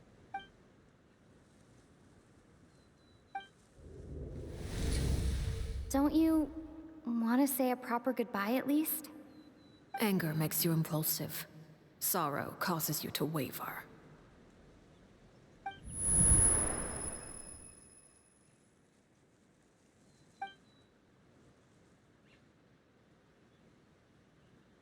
Oh. Looking at that expression on her face, she seems really serious about this. Guess that means there's no chance she's throwing the duel on purpose, huh? When guests are around, families are often on their best behavior. And any disputes are less likely to escalate. When the time comes, make the choice that you deem most appropriate in the situation, and lend your help to the House of the Hearth. What's wrong, Traveler? Hey, where are you going? Traveler?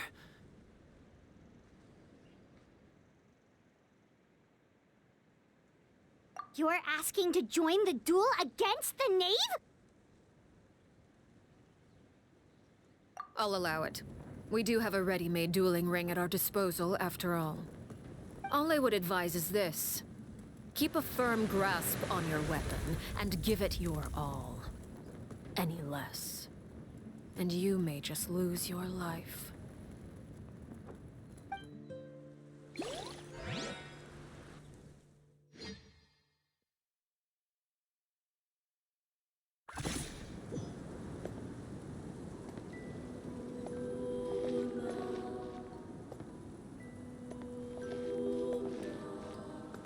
Closer now.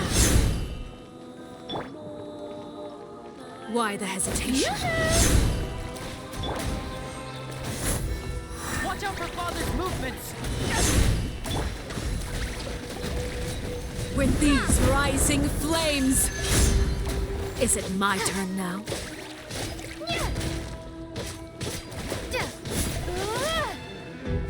Closer now. Starfall! Over here! Is it my turn now?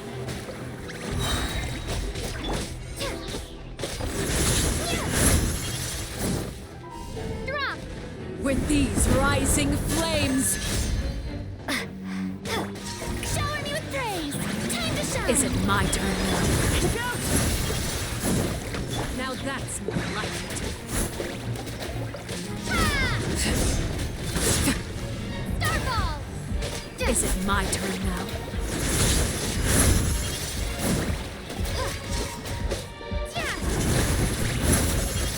Drop! Now's our chance! With the fall of darkness, destruction shall rise. Have a taste of purgatory. This is not the end. Hang in there.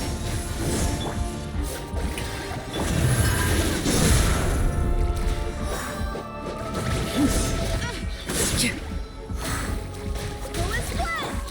Let the world come alive. Is it my turn now? Barbados, guide us.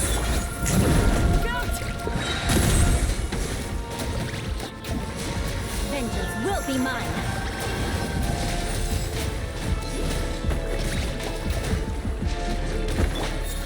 Not bad. You've proven to be a worthy opponent after all. Not bad. You've now for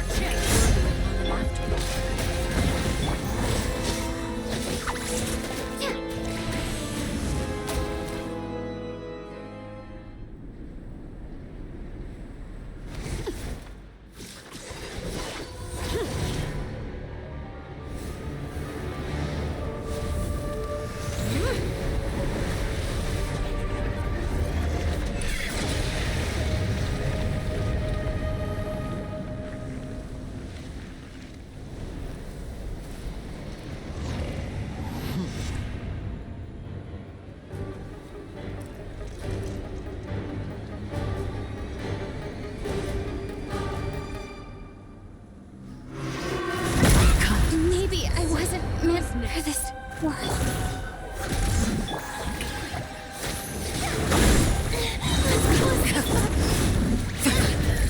Everyone has their... Who's next? Look out! Watch out for Father's movements! More speed. Beg for mercy. Yes.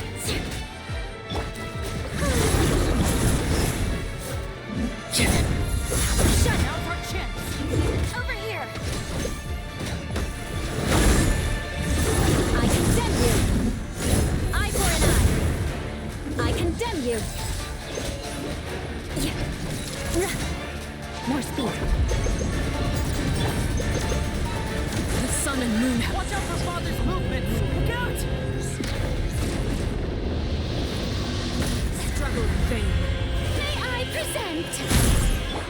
Solar's Blast! Crush.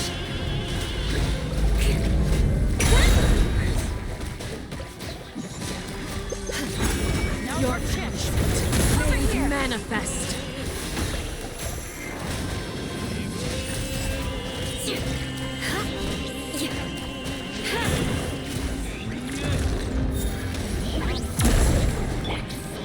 Shower you praise!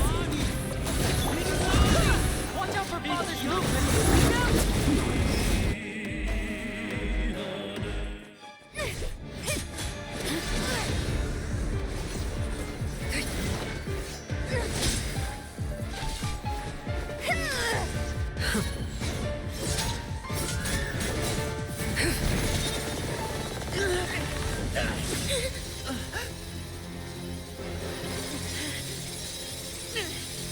You should know better than to crowd in one place.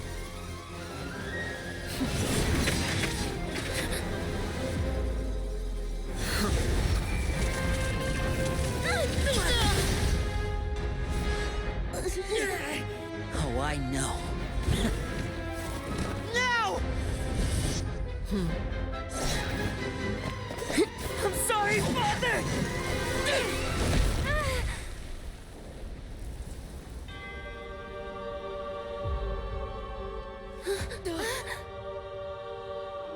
Sorry for what? This pitiful excuse for an attack.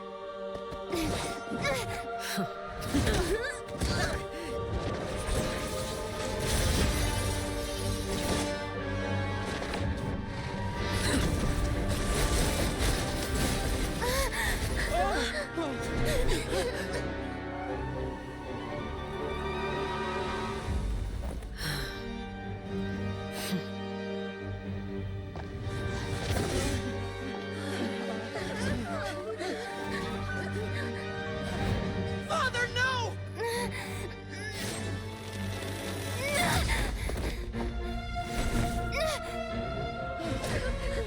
Made it out, did you? You're stronger than I expected.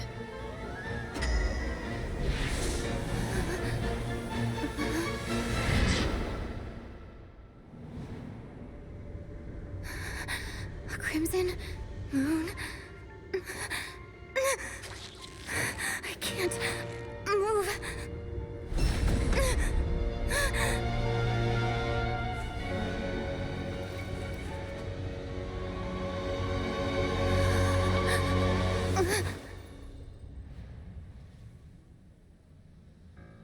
Still, not strong enough to beat me.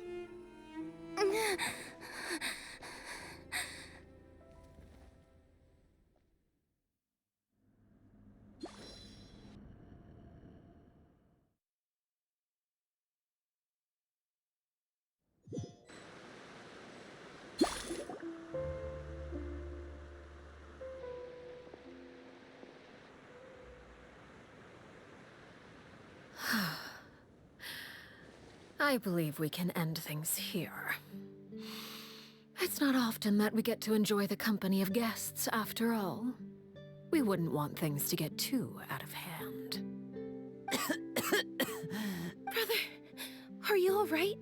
Lenny, given that I am the victor of this duel, as agreed, the punishment stands. No! I never thought things would end like this. However, everyone involved in the duel demonstrated a remarkable level of strength and determination. In light of this, I'm prepared to change the method of execution. Elwar, the bottled flames I gave you for safekeeping. Do you still have them? Yes? I wasn't sure what they were for, but I've kept them super safe. Wonderful. Then, in just a moment, I'll have you administer them. Bottled flames? Indeed. They're the product of a secret experiment. Under certain special circumstances, flames can be extracted from my person and preserved. Once ingested, searing pain will spread across every inch of your body. No harm will come to you physically, but your memories will be burned away, if you can withstand the pain. When you awake, you'll have forgotten everything you know about the House of the Hearth, and will be expelled from the organization. In other words, administering this concoction will kill the version of you that grew up in the house, and give you a new identity.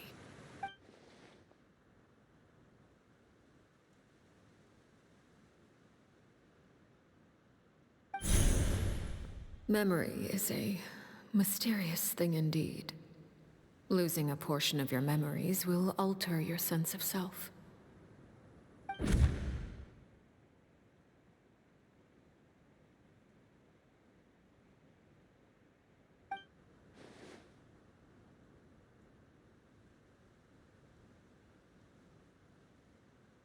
So, you're just letting us go, Father?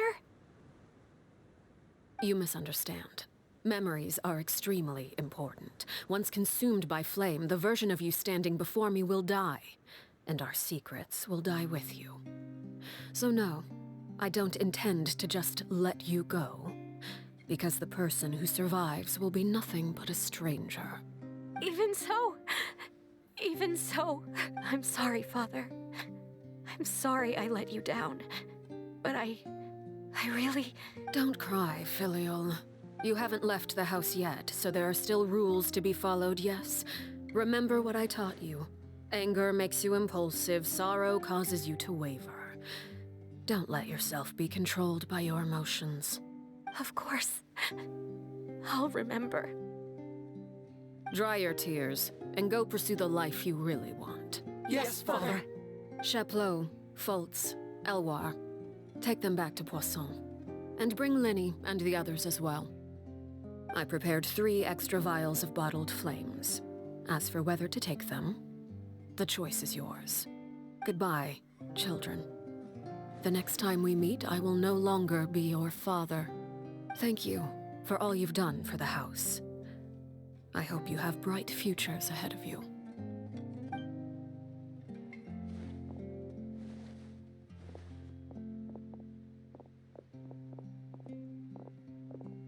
Father. Let's go.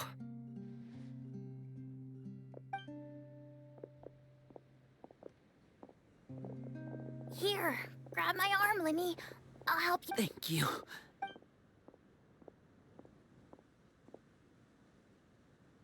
Clairvy.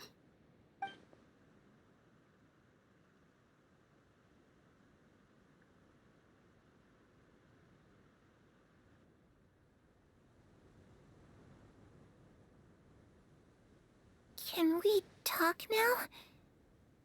You really are Perry, aren't you? I haven't seen you in so long. How come you're all grown up? Wait, did I somehow travel to the future on accident? Or am I dreaming? Neither. You died, Clairvy. That's what happened.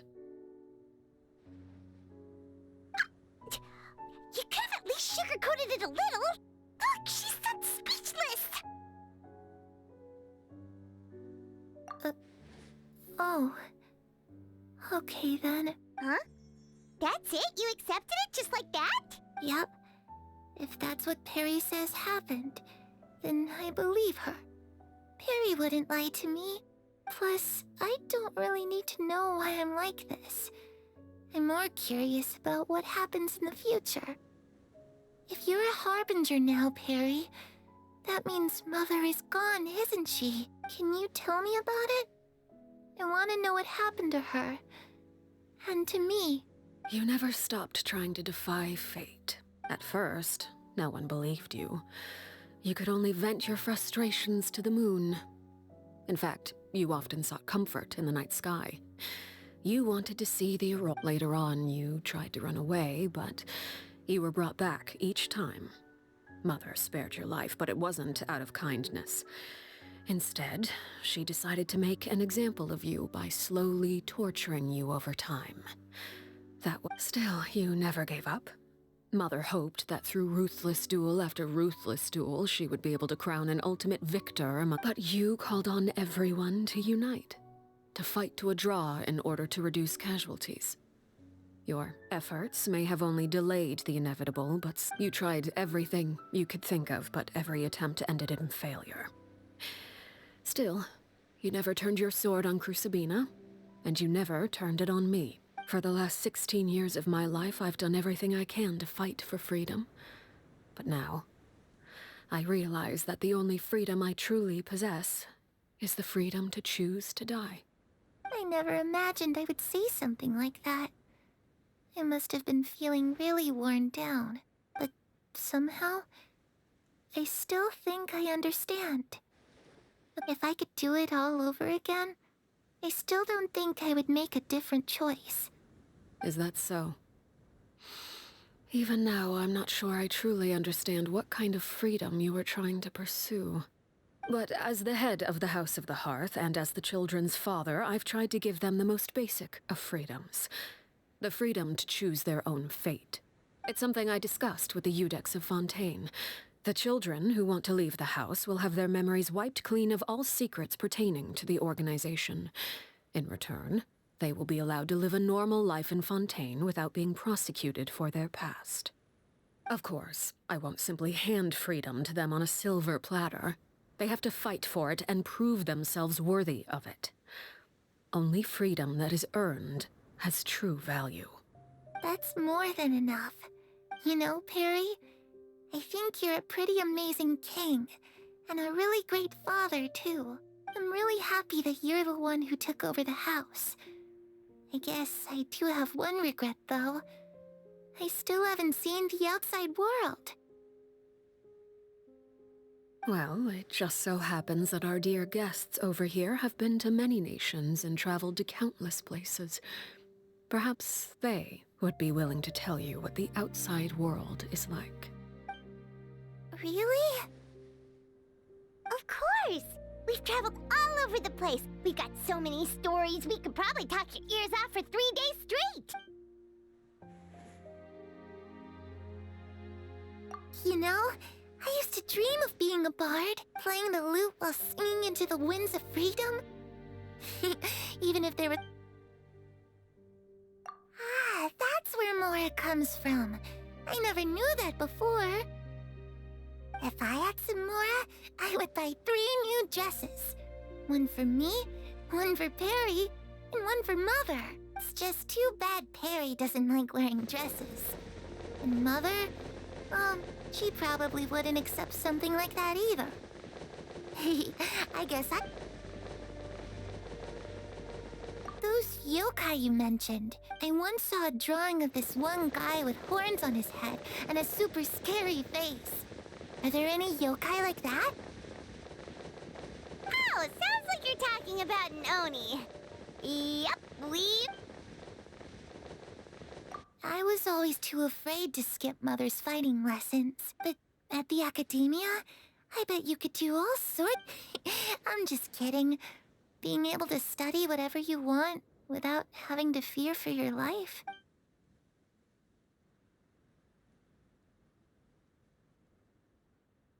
The situation was super dangerous. Lenny and Lynette were accused of committing a Oh no! That must... Don't worry. We were able to turn the situation around super quickly. All thanks to the... How'd you do that? Come on, tell me! Ahem. Okay, so it was like this.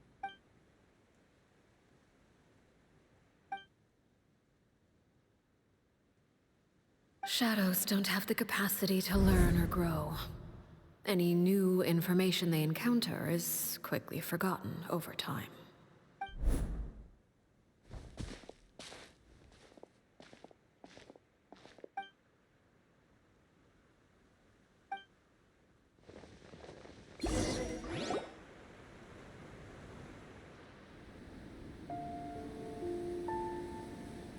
Clairvy, you've worked tirelessly from the shadows to overthrow the House of the Hearth.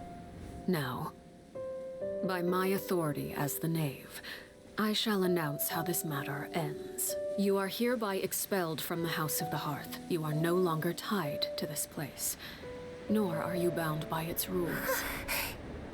You're saying that I can finally leave? I get to experience the outside world as well? Oh, I almost forgot. There's no getting older for me. Still, seeing who you grew up to be makes me really happy, Parallel. Take care of yourself. Goodbye. May we meet again someday.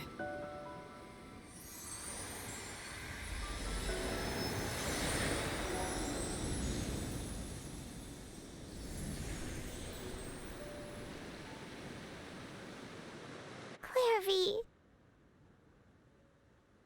She left so soon. Paimon did... I also have certain sentiments left unsaid. I wanted to tell her that the aurora I saw in Snezhnaya was just as beautiful as the ones in the pictures. But a shadow's memories reset at dawn. Had we delayed any longer, we wouldn't have had the time to say goodbye. Whatever regrets may linger, let them be lost to the coming of a new... Father? It's Linny! Hey, Linny!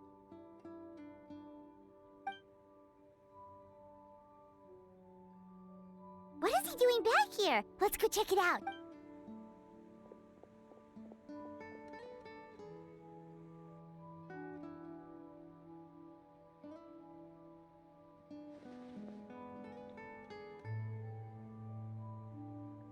Father, the bottled flames have been administered. And you? What have you decided? Thank you for giving us that choice, Father. But we never wanted to leave the house. Lynette and Fremine feel the same way. They're recuperating back at the Hotel Bouffe d'été. But I'm sure you're well aware of the expectations I have for you. I want you to follow in my footsteps and become the next king of the house. Yet you seem to have different ideas, I must admit. I'm rather surprised by your decision to stay. There's nothing wrong with choosing to live a quiet life. Leading this organization is a heavy responsibility, one not so easily carried by someone forced onto the throne. I just never understood what you saw in me. What made you believe I was deserving of that throne? You're brave, talented, and, most importantly, you cherish your family. You would do anything to protect them, even if it costs you your life.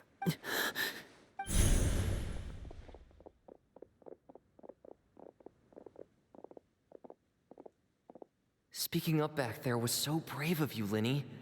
It's all thanks to you that we were able to convince... You're a hero, Linny. Hero? Father is the real hero. Had Father gone all out during the duel, there's no way I would have walked away with my life. She must have had it all planned from the beginning, from the very moment she suggested a duel. I'm not deserving of that title. I'm not strong enough, or smart enough. You're wrong. In my opinion, all you need to be deserving of the throne is conviction and the necessary strength to act on it. We may have different ideas of what it means to be a family, but you can hardly be said to lack conviction. What you truly lack is strength.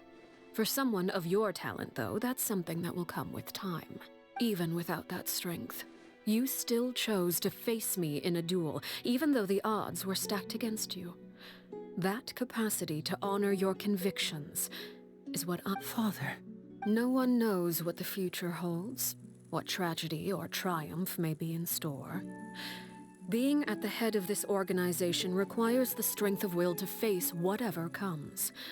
Caution will only hold you back.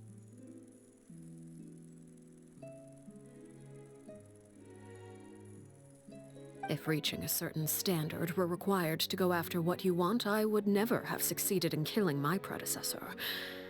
Back then, there was still a considerable gap between our abilities. Strength may decide the ultimate victor, but those who let a lack of strength dictate their decisions or undermine their convictions will never be worthy of the throne.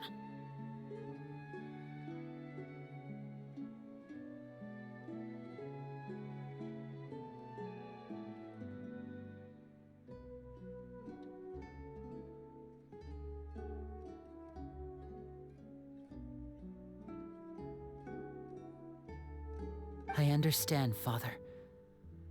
Thank you. Children must grow up to surpass their parents. Only then can a family continue to flourish.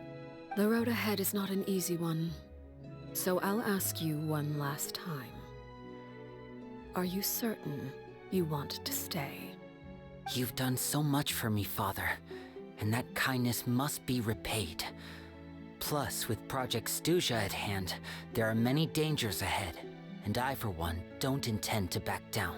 Protecting my family at all costs. That's my conviction.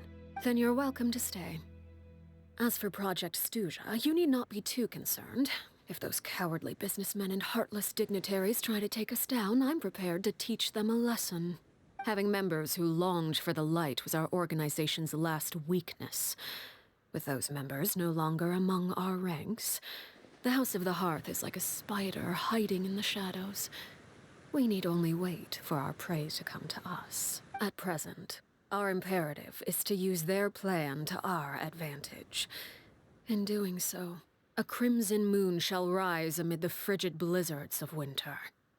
No demonstration of loyalty shall go unrewarded, and no sacrifice shall be in vain. As for the two of you, whether we meet again as friend or foe, I'll remember the camaraderie we shared in this moment. No matter how arduous the journey ahead, I hope we both reach our desired destination.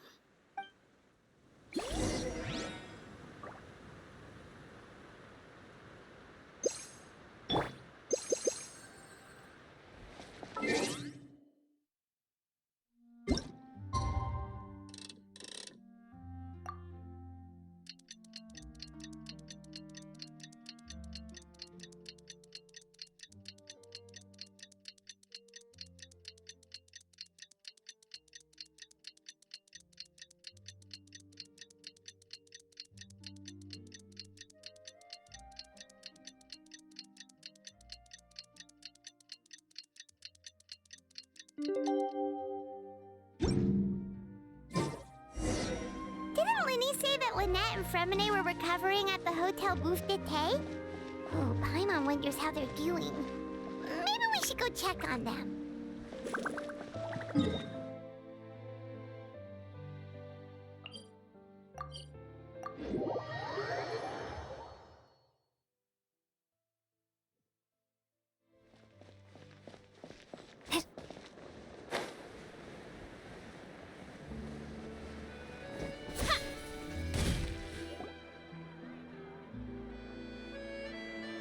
Lynette? Fremine? How are you feeling? Much better. Whew, What about you? Are you feeling all right? I knew you'd come out unscathed. Us, on the... Oh, and I wanted to... Linny and the other members have left Poisson and returned to the House of the Hearth. According to him, there haven't been any more sightings. I see. I'm glad. Father came to check up on us 2 days ago and told us about what happened with Crusabina and Clairvy. Actually, I've met Crusabina before. Wait, what? You've met the former knave? Crusabina died a year after Clairvy. It was during the year between their deaths that I joined the House of the Hearth. Crusabina had an extremely cruel and radical way of doing things. While she was alive, the atmosphere in the house was suffocating.